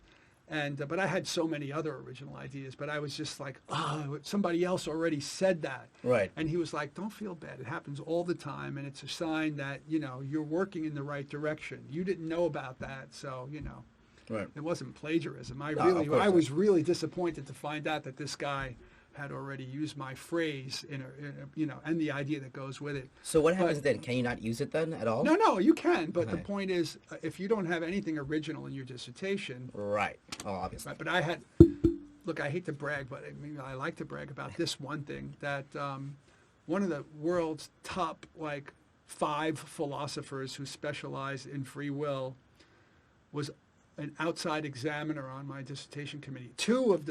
You get 2 outside examiners and 3 inside examiners. So Okay. 3 people from the faculty in your college, Okay. at the CUNY grad school, and then 2 outsiders. And one was Harry Frankfurt from Princeton, and the other one was Galen Strawson from the University of Reading, who happened to be a visiting scholar at CUNY at the time, so we could count him. But he wasn't even in the country. He was in the UK at the time.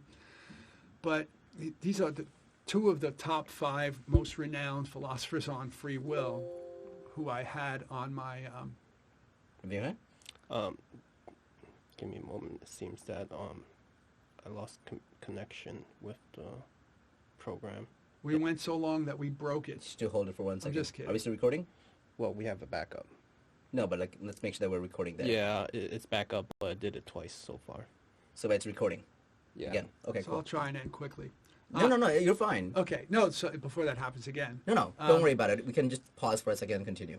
Galen ahead. Strawson said that my dissertation was equivalent in novel ideas to 6 other dissertations. So even though that one idea wasn't new, Right. I had 6 other ones that were. Awesome. So my books, that's the first book. That's all about free will. And I had a lot of my ideas about free will are based on my meditation practice and Gotcha. Buddhist philosophy and everything. But the college at the time was not sensitive to Asian philosophy. So all of those ideas were kind of put in the footnotes. Gotcha. But then after I got my PhD and I got a tenure track job, I started working on I've been writing about Buddhism and meditation and free will ever since. For the most part, I've written a few Right. other things that got published, but that's been what I've been focusing on. So the second and third books, one was an edited collection or an anthology of leading scholars on Buddhism and free will. Mm-hmm. And I edited that and I contributed to it. And it was the first book of its kind. With all the leading voices, most of them anyway. Some were too busy to do it, but I got most of the big shots in there. Gotcha. It's a great collection. The third book was on the same subject, but it was solo authored just by me. We call those monographs Right. in our discipline. So that was, let's see, the second one was called Buddhist Perspectives on Free Will. Mm-hmm. And the third one was called Buddhism, Meditation, And free will. and Free Will. And the subtitle was A Theory of Mental Freedom. Yep. All right, so I've been working on those things. But now the next book that I'm working on right now, it's under contract with Routledge, Taylor and Francis, which are UK. They're in the UK. They're renowned, global academic publishers that published my last two books. Mm-hmm. This is what's called a handbook. Handbooks are like a kind of overview book, so it's an edited collection, but each of the authors is a specialist who's supposed to kind of overview some aspect of the issue that's being discussed. So they're kind of like, if you got a handbook on a subject, like a handbook on medical ethics or the Oxford Handbook on Free Will, you read that, you could write a dissertation after you read that. Just add Gotcha. something to it. Like they're really supposed to be very comprehensive. So I'm writing now the Routledge Handbook on the Philosophy of Meditation. So it's all about meditation. Awesome. I'm really excited about that. And Routledge is interested in my monograph on the same subject, which will come after I do the edited collection. When is this So, book expected to come out? The first book should come out next year. Okay. All right. Wait a minute. It's due, what month are we in? We're at the end of the year. They want it back by September. They might get it out by the end of 2021. If not, it'll be early 2022. Well, we'll definitely get you back here before that because there's so much more to talk about. Right, but when the book comes out, you can get me back here to plug that and talk about it. 100%. 100%. Absolutely. Listen, on that note, thank you for being here. It was an absolute honor. Thank you. Like I said earlier, the pleasure was all yours. No, just kidding. No, thank you for being here. I had a great time. Yeah, I didn't even always, notice the time. Always, Yeah, always. We'll do a brief post-show after this and wrap this one up. This will definitely be a 2-part podcast that we post. Mikey, thanks for being on the controls. Kicked ass. All right, guys. Thank you so much. Have a good you. one. All right. Thank you. Wrapping Wonderful. up. Bye. Thanks. Bye.